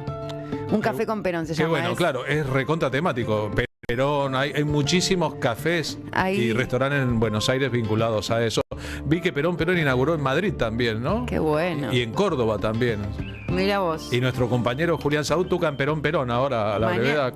El próximo viernes, creo, con Verde Aluminio. Con su banda. Pero para cambiar un poco el ánimo de este café y del Perón, señora, tiene su entrevistada esperando. Vamos a hablar sobre el peronismo y los jóvenes. Claro, no es tanto cambiar de temática, sino un poco hacerle homenaje unos días antes al paso a la inmortalidad de Juan Domingo Perón. Se cumplen el 1 de julio, este lunes, 50 años de su fallecimiento. Entonces le vamos a dar la bienvenida a Natalia Incaminato, la Inca, a la radio de Madres AM530. Hola Nati, la Inca, Carlos Polimén y Marina Glesser, te saludamos. Buen viernes, ¿cómo andás? Hola, ¿cómo están? Muchas gracias por tenerme en el programa. Un montón. Nos tenemos, compañera. ¿Saben que una de las fotos más importantes de la historia del fotoperiodismo en la Argentina la sacó un reportero de nombre coreano, de apellido coreano, que trabajaba en la revista Gente, el día del entierro de Perón, que fue un poquito después de su muerte, un soldado de la patria mientras pasa el féretro llorando. Ah, lo vi. Esa es una de las fotos más impresionantes de la historia, ¿no? Vi esa foto. Sí, absolutamente. No tenía ese dato del fotógrafo. Sí, se llamaba algo así como Suk Chulbae, pongamos, ¿no? Ahora después buscamos la foto por ahí y se la mostramos a los viewers, a la gente que está viéndonos en stream. Inca, sos streamer, sos twitchera, sos una persona que está en las redes sociales y que has entrado en este mood político digital donde opinar te da posibilidades de mostrarte cuadro. Para mí sos un cuadro político, pero sobre todo sos una persona que demuestra tener muy claras las ideas de una doctrina peronista. ¿Te sentís peronista desde siempre? ¿Cómo es tu adhesión o tu filiación a este movimiento? Bueno, no, pero yo no soy del caso de los que tenían el cuadro de Perón en la cocina. Provengo de una familia trabajadora, pero no eran peronistas. Y tengamos en cuenta que yo nací en el 86, con lo cual el peronismo que yo conocía hasta la adolescencia no era muy atractivo, ¿no? Estamos hablando era menemista y después toda la desarticulación. Me hice peronista con Néstor y Cristina. Esa fue la situación, ¿no? Con esos procesos de manera paulatina. Me parece que me tocó esa posibilidad de ser interpelada en la política en esos procesos tan interesantes después del 2001. Ahora estamos en un momento muy diferente, como ustedes saben.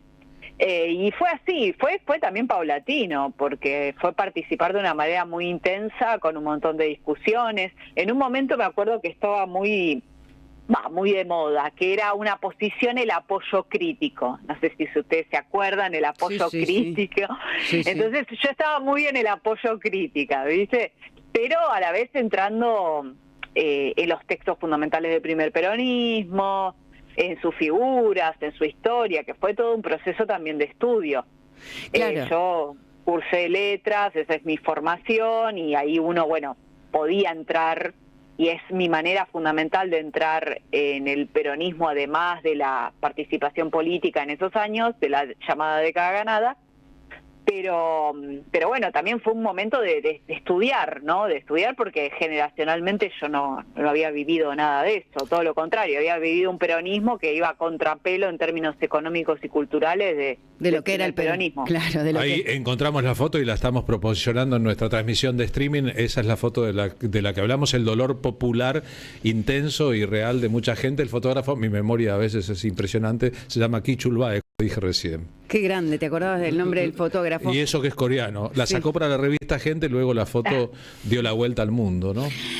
Excelente, sí, Inca, un poco hablando de esto, de la formación, ¿no? Está formada en letras de la UBA y se te nota, digamos, con una estructura, un marco teórico que te dio la universidad.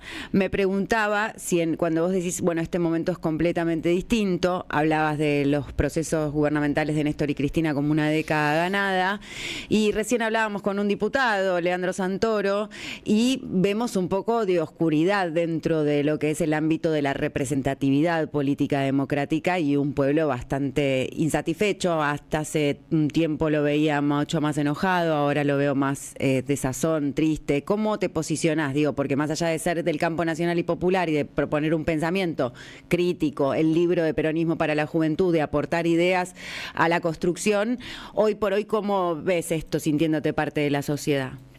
Sí, en principio digo que soy de NLP, de la Universidad Nacional, no de la UBA. No, pero nada, porque pero bueno, también ahí hay un recorrido de gente del interior, ¿viste? No, claro, es que sos rionegrina, sos de Viedma y estudiaste en la UNP, que es La Plata. Sí, el típico recorrido del estudiante que va a La Plata. Claro, la que pero sí, con lo que vos me comentás, sí, lo veo esa desazón. Me parece que era algo esperable, porque viste que se ha dicho mucho, la sociedad quemó todas las naves al votar a Milei. Cuando uno quema las naves, después, si no funciona, viste, ahí yo creo que la idea es el desamparo, ¿no? El desamparo, no solamente la desesperanza, sino el desamparo que viene después de que hiciste una apuesta muy importante, y es como perder todo en el casino, ¿viste? Esa expresión de ¿y ahora qué? Y me parece que lo que sucede es que toda la política, las figuras que conocemos, los nombres que conocemos, están atravesados por ese cansancio y por lo que explica la decisión de quemar las naves. Yo de todas maneras me parece que en la historia argentina ha habido momentos en donde ha surgido la piedra de toque de grandes transformaciones a partir de figuras menores, ¿no? Siempre se menciona Néstor y los pocos votos que tuvo. Igual me parece que ahora estamos en un momento donde toda esa tradición más kirchnerista o del peronismo de ese tenor está en funciones, gobierna. Yo ahí encuentro un lugar de esperanza, sabiendo que es minoritario, digamos, ¿no? Uno no se engaña, uno sabe, uno dice, bueno, Axel, bueno, tal otra figura, pero uno sabe que hay una polarización muy fuerte, que no nos diferencia de otras experiencias de democracias occidentales que están viviendo lo mismo, ¿eh? No creamos que esto es una cuestión muy específica. Sí, es verdad que la Argentina tiene una tradición de antipolítica, de crisis de representación, que es muy singular, pero eso yo diría que se acopla o se solapa de maneras complejas con polarizaciones y crisis de representación a nivel global. Totalmente. Entonces ahí, bueno, es verdad que las ultraderechas tienen cierto éxito, ciertos modos muy efectivos de poder canalizar los resentimientos, lo que generan las crisis económicas, lo que genera la desigualdad creciente, que es algo que se viene estudiando. Pero bueno, me parece que el peronismo tiene mucho para decir ahí. Después, ¿qué forma va a tomar? Es una forma más conservadora en lo social, pero en lo económico no, o qué forma, es un interrogante abierto. Pero me parece que el peronismo tiene mucho para decir, especialmente con la cuestión de la desigualdad, ¿no? Y de la organización de la justicia social, que a veces yo siento que el libertarianismo surgió desde el inicio criticando la justicia social, ¿no? Fustigándola. Pero yo creo que en buena medida también ganaron por eso. Quiero decir, también ganaron por la idea de creer o de considerar que hay una élite económica que es la política, que se llena de plata, mientras las personas están totalmente desplazadas y desamparadas. O sea, me parece que los votantes, las personas, también reclaman algo del orden de la justicia social cuando entran en la idea de la casta, ¿no? Sí, sin saber bien qué significa justicia social, ponele, ¿no? Porque, digo, la reclaman, pero hostigándola. Entonces, digo, la justicia social se construye con la sociedad, con la militancia y con gente que no necesariamente por ahí ocupa cargos, que ahí me parece que hay un temón.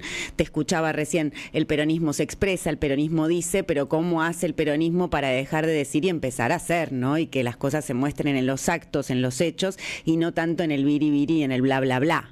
Porque, digo, hay algo del campo también nacional y popular, del pensamiento crítico, de la gente que quiere aportar ideas, que las aporta desde un lugar humano, pero desde el decir. Y a veces, viste que hay entre el dicho y hecho hay un largo trecho.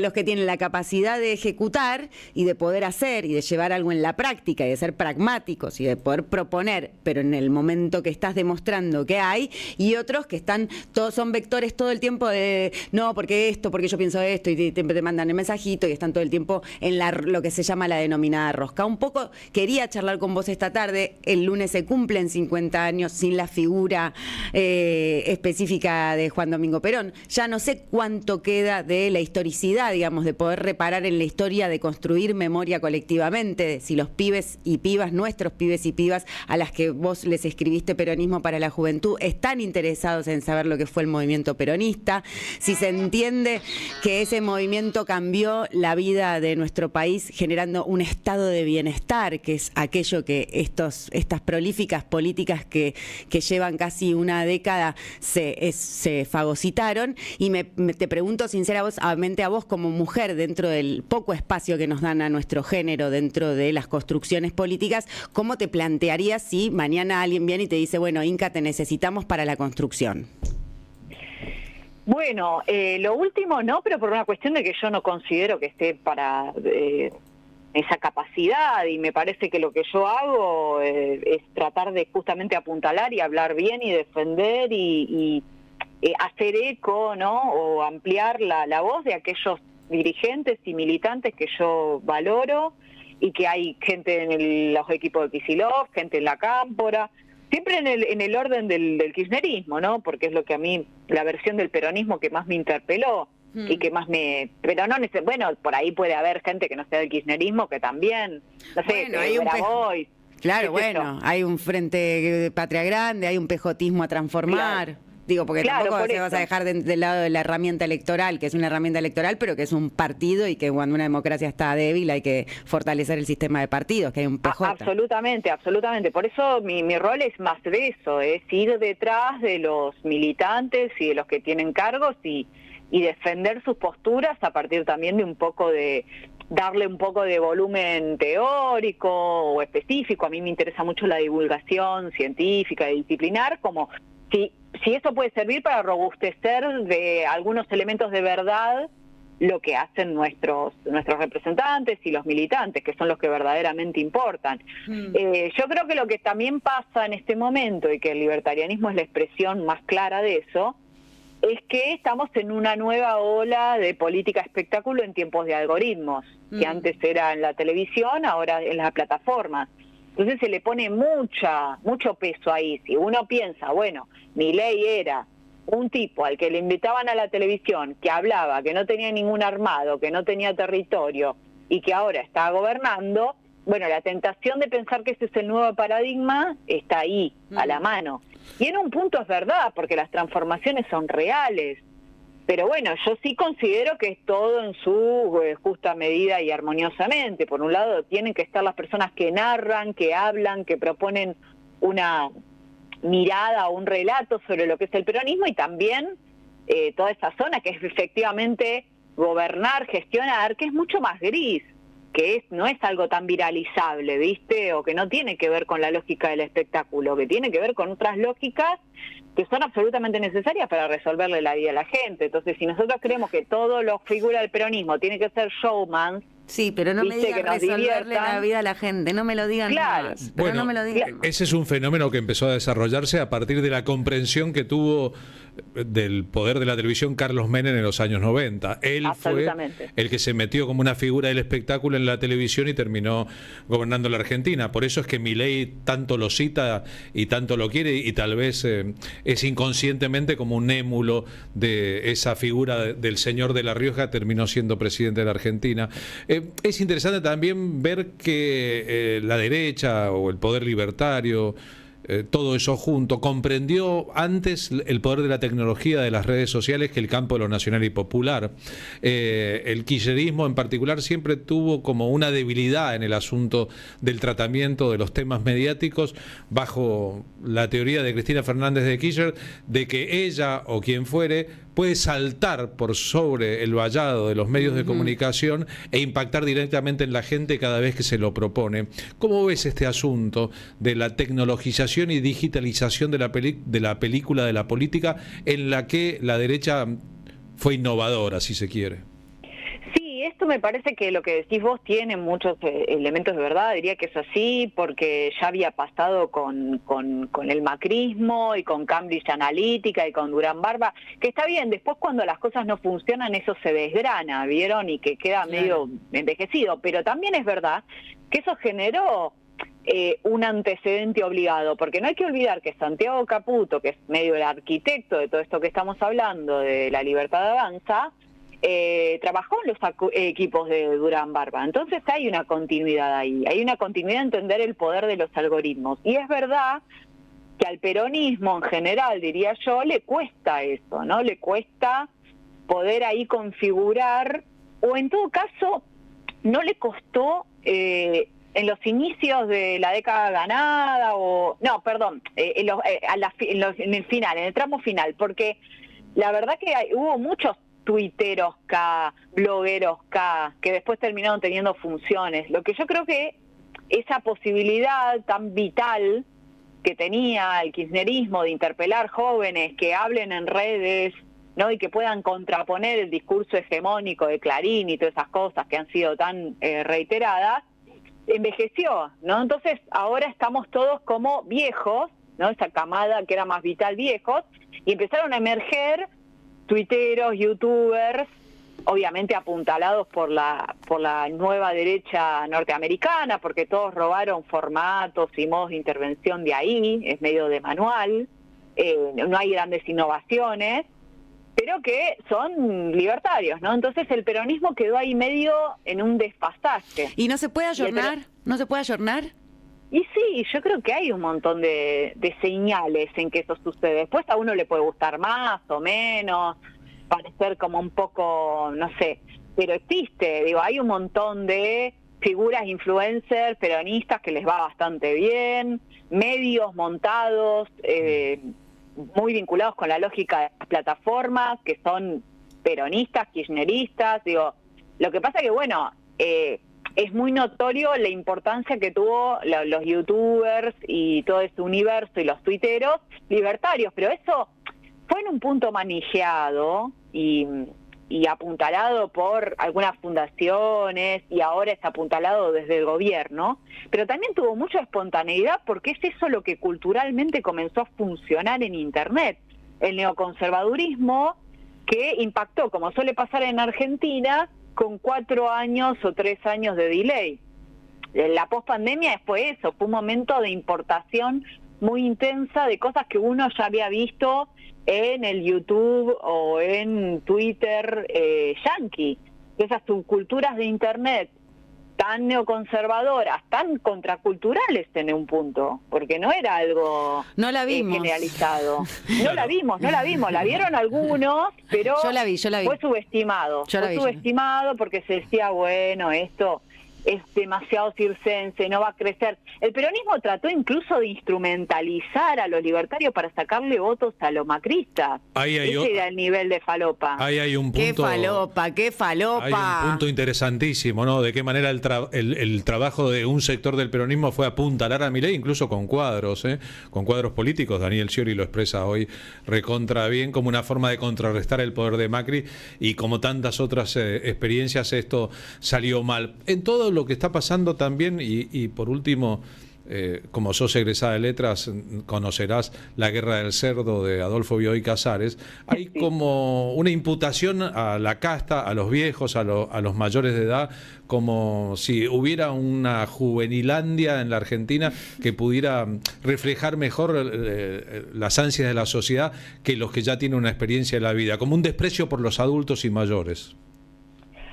A mí eso me parece que es muy extraño, porque es un discurso que también viene muy de Estados Unidos, la idea de bardear al boomer, ¿no? Que es una guerra generacional muy norteamericana, que quizás acá se importó en el momento en el que fue la discusión del aborto, y uno veía que en general las voces que se oponían al feminismo y al aborto eran gente muy mayor, los llamados viejos meados, ¿no? Y también había en la grieta anterior una asociación que se podía ver entre la gente mayor que votaba al PRO. Pero, como vos decís, es claramente visible. Acá en Argentina, no así en otros países, en Estados Unidos no están así, pero los que más votan a Milei lo han apoyado de una manera muy, muy visible son los sub-30. Claro, son los jóvenes. O sea, acá el problema político sería la pendejocracia. La pendejocracia, sí. No los adultos. Sí, eso es así. Mira, de hecho, ayer vi un análisis, una encuesta o un informe de la gente de psicología de la UBA que hacía preguntas sobre la discriminación, ¿no? Y uno de las cosas que salían, obviamente, era la discriminación a los inmigrantes, a los pueblos originarios, y también había sexismo. Y cuando había el desagregado etario, en donde más había discriminación de distinto tipo, era entre la gente de 18 y 25 años. Claro, ¿no? Ahí está, fomentada la xenofobia, fomentada la homofobia, fomentado el machismo y también el antisemitismo. Pero son las generaciones que crecieron con la educación sexual integral, con la ESI, con el kirchnerismo, con el progresismo. No tan con el kirchnerismo, no. ¿O serán los hijos de las familias que mandaron a los colegios privados católicos? Claro, es la adolescencia macrista, albertista. Es la adolescencia, claro, y es la adolescencia que además se crió en esos momentos históricos en Internet. Claro. Se subjetivó políticamente en Internet y estuvo expuesto a estas discusiones y a esos discursos y a esos memes y al mundo gamer, que es muy masculinizado y bastante machista. Sí, violento. Patrones de conducta violentos que son beligerantes y belicosos y que tienen mucha mano. Prejuiciosos porque reciben esas miradas y no han sido disputadas, porque también estamos en un momento de polarización, de burbujas epistémicas. Bueno, entonces, pero que disputarlo, no es una cuestión tampoco de estigmatizarlos, ¿no? Pero yo ¿por qué sucede esto? No estoy haciendo un juicio moral, tengo el mismo punto que Santori, tampoco quiero parecer obsesa con este punto, pero hablan de una hegemonía imperialista norteamericanizada, y eso tiene que ver con que nosotros hace 8 años y medio estamos atados de pies y manos con un acuerdo monetario internacional, digamos, con una restricción de organismos multilaterales de créditos. Eso inherentemente afecta al desarrollo social, político, cultural y económico de una sociedad.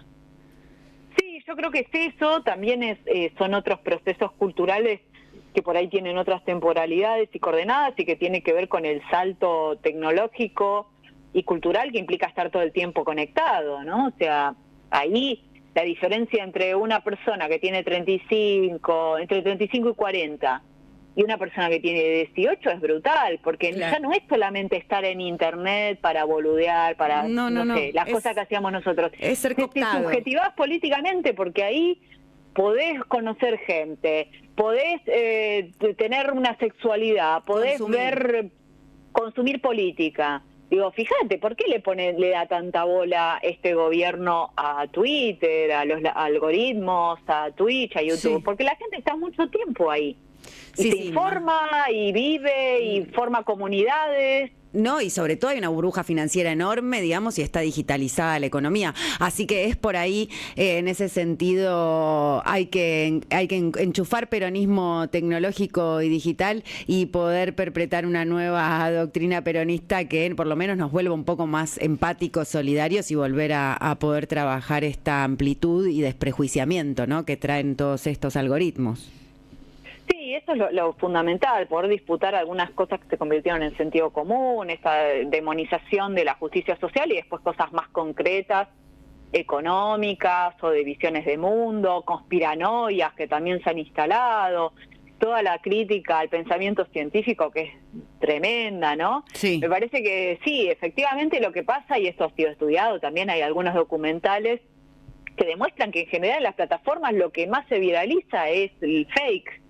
Claro. Y la falopa, ¿viste? Entonces, bueno, ahí hay que tener un montón de anticuerpos. Yo lo que siento es que lo que pasó con estas nuevas tecnologías y con Internet y con las plataformas es que se impuso todo y no tuvimos el tiempo de reflexionar y de tener una mirada crítica para tener una relación bastante más sana. Para anticipar. Términos. Sí. Claro, fíjate lo que pasa con las apuestas online. Se empezaron a a publicitar los streamers y de repente tenés pibes con problemas de adicción al juego que tienen 15 años, ¿viste? Sí, a los que quieren meter presos, Cunio Libarona.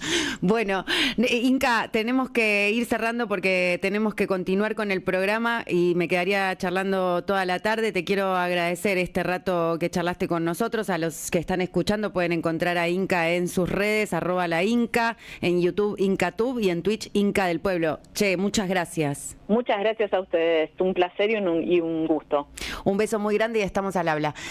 Bueno, Polimeni. Ojalá podamos pensar, Glesser no está muy obsesionada con el acuerdo con el Fondo Monetario Internacional. Eso solo le parece a usted. ¿Sabés qué le falta a tu carpeta de favoritos? AM530 Somos Radio.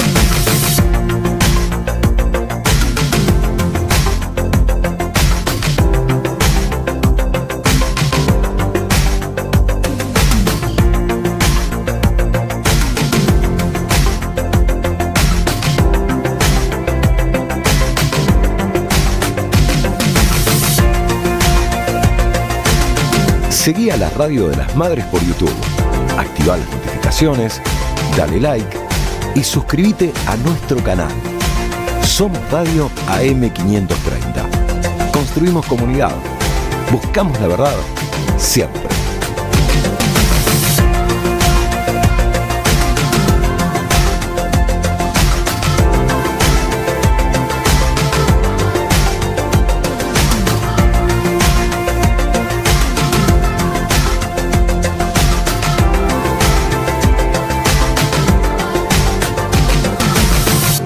Somos Radio AM530. Construimos comunidad. Buscamos la verdad siempre.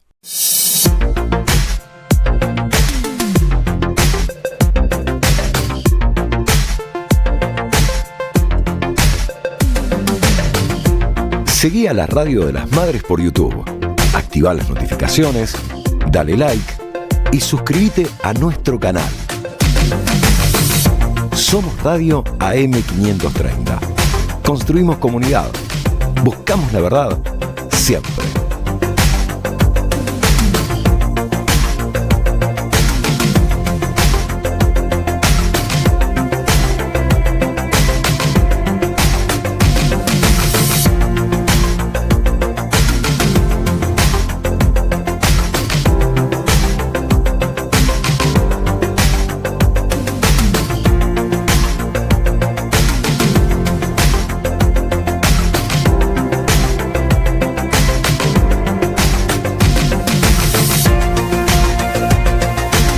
Seguí a la Radio de las Madres por YouTube.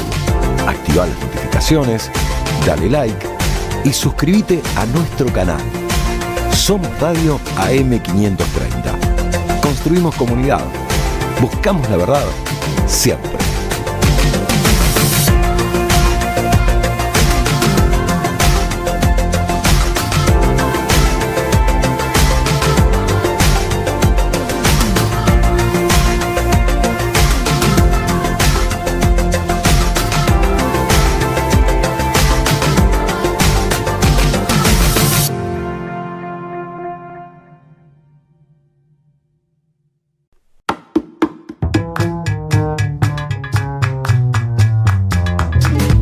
Seguí a la Radio de las Madres por YouTube.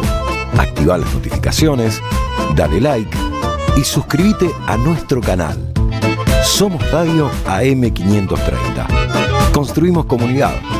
Buscamos la verdad siempre.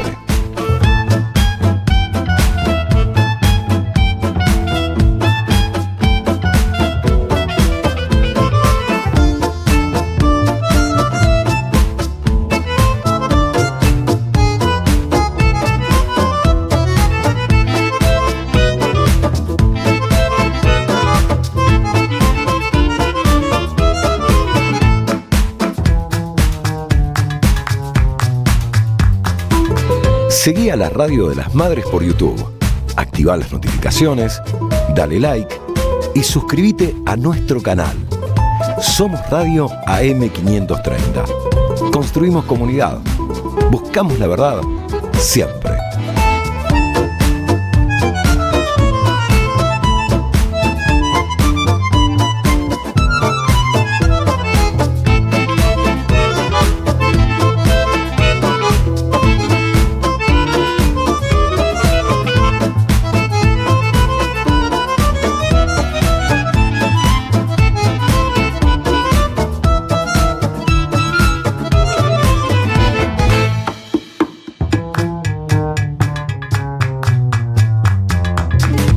Seguí a la Radio de las Madres por YouTube. Activá las notificaciones, dale like y suscríbete a nuestro canal. Somos Radio AM530. Construimos comunidad. Buscamos la verdad siempre.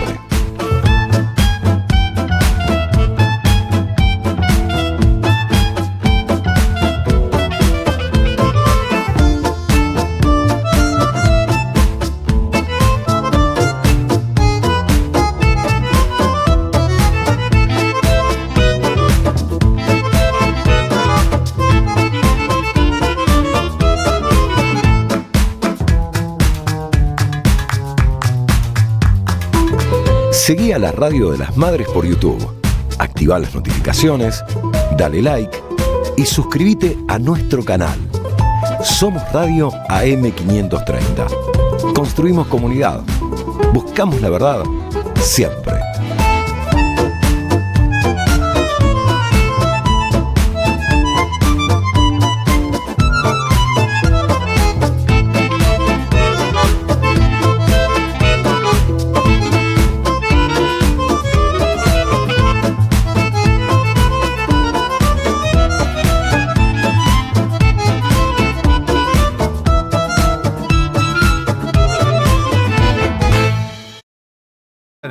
Al final de la semana, en este día viernes que nosotros tenemos ahora en el aire con 6 minutos más de programa, de hablar con Juan Carlos Junio, el secretario general del Partido Solidario, además director del Centro Cultural de la Cooperación, cuya voz serena y análisis pausado siempre nos hace pensar un poquito mejor en las cosas. Juan Carlos, ¿cómo va? Buenas tardes. Sí se puede decir buenas tardes después de la madrugada, ¿no?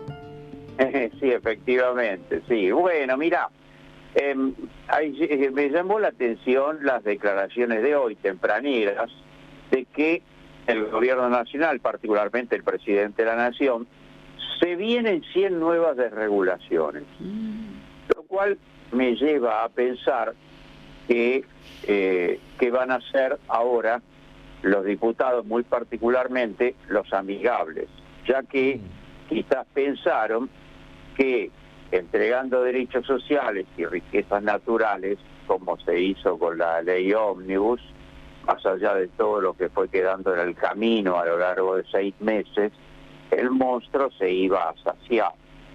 Sin embargo, todo indica que van a tener que seguir entregando derechos sociales y riquezas naturales, ya que anuncian 100 nuevas regulaciones, que es lo mismo que decir que se eliminan 100 leyes que fueron votadas oportunamente por el Parlamento Nacional de todo tipo, como se hizo con esta ley y como se hizo con el DNU. Pero no solo está este anuncio para, en fin, demostrar de que son insaciables, que el proyecto es muy profundo. La bolsa de valores hoy, no hay euforia, esperan nuevos anuncios oficiales. O sea que otro núcleo del poder que dice todo esto está muy bien, pero no alcanza. Por último, el Fondo Monetario Internacional felicitó por la ley, o la valoró, o la saludó, sin embargo sigue diciendo de que esto no alcanza y que hay que, en fin, devaluar y seguir ajustando el Estado Nacional, ya que con estas políticas las reservas no crecen, y si no crecen no hay cómo pagarle el crédito a ellos. Esas 100 nuevas desregulaciones implican lo que este señor Sturzenegger llama eliminar trabas burocráticas. Todos son eufemismos, solo que no tienen nada de originalidad. A nadie le van a dar ningún premio a la originalidad, ya que esto de trabas burocráticas ya sabemos lo que es: menos médicos, menos enfermeras, menos institutos del cine, del teatro, de ciencias, menos profesores y maestras, menos bibliotecas, en fin, todo lo que tenga que ver con el rol social del Estado, que en definitiva ya dijeron que lo venían a destruir. En definitiva, está claro que una vez más, como enseña la historia, no se resuelven el hambre de los monstruos entregándose los cadáveres de sus hijos, como aquella figura mitológica. Ya existieron en la previa a la Segunda Guerra Mundial unos sectores que se llamaban apaciguadores. Chamberlain, un ministro inglés, que decía que iban a apaciguar a Hitler si le entregaban los Sudetes y Checoslovaquia. Bueno, todas estas políticas de apaciguamiento ya han fracasado. Citaste el famoso cuadro de Saturno devorándose a su hijo, ¿no? Uh-huh. Sí, efectivamente, sí. Sí, no lo mencioné, pero cuando me refiero a aquella figura mitológica, efectivamente se devoraba a los hijos porque temían que luego lo iban a intentar suceder en el trono. Porque recuerdo que ese cuadro de Goya que está en un museo público en Madrid, en el Reina Sofía o en el Museo del Prado, causa una impresión extraordinaria. Ha pasado tanto tiempo y eso a veces pasa en los sistemas políticos, ¿no? Entregarle los hijos al monstruo para que calme su hambre, y eso no resulta porque el monstruo tiene más hambre y vuelve recargado. Gracias, Juan Carlos.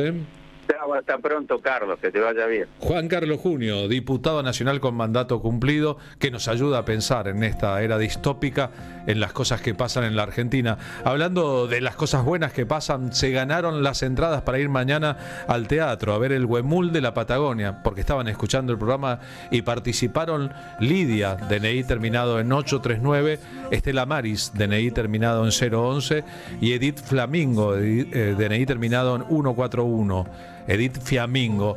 La obra comienza mañana a las 15, si se están un ratito antes, 14:30, en Paraná 353, se presentan, dan su nombre en la boletería, dicen que ganaron aquí las entradas y que disfruten los dos que vayan, un adulto y un niño, dos adultos, dos niños, de la propuesta teatral. Nosotros nos despedimos hasta el lunes, ¿eh? Es viernes y tu cuerpo lo sabe, no entristezcas, Polimeni, es viernes. Nos despedimos hasta el lunes, sábado y domingo. ¿Qué vas a hacer el fin de semana? Un montón de cosas. Yo también. Te mando un beso y también a la audiencia. Gracias por habernos acompañado esta semana. Ojalá la semana que viene sea mejor. Empieza un mes nuevo, el mes 7 de este año. Llevamos casi 6 meses y 20 días bajo el gobierno de Javier Milei y parecen 6 años falta y 20 menos. meses, pero falta menos.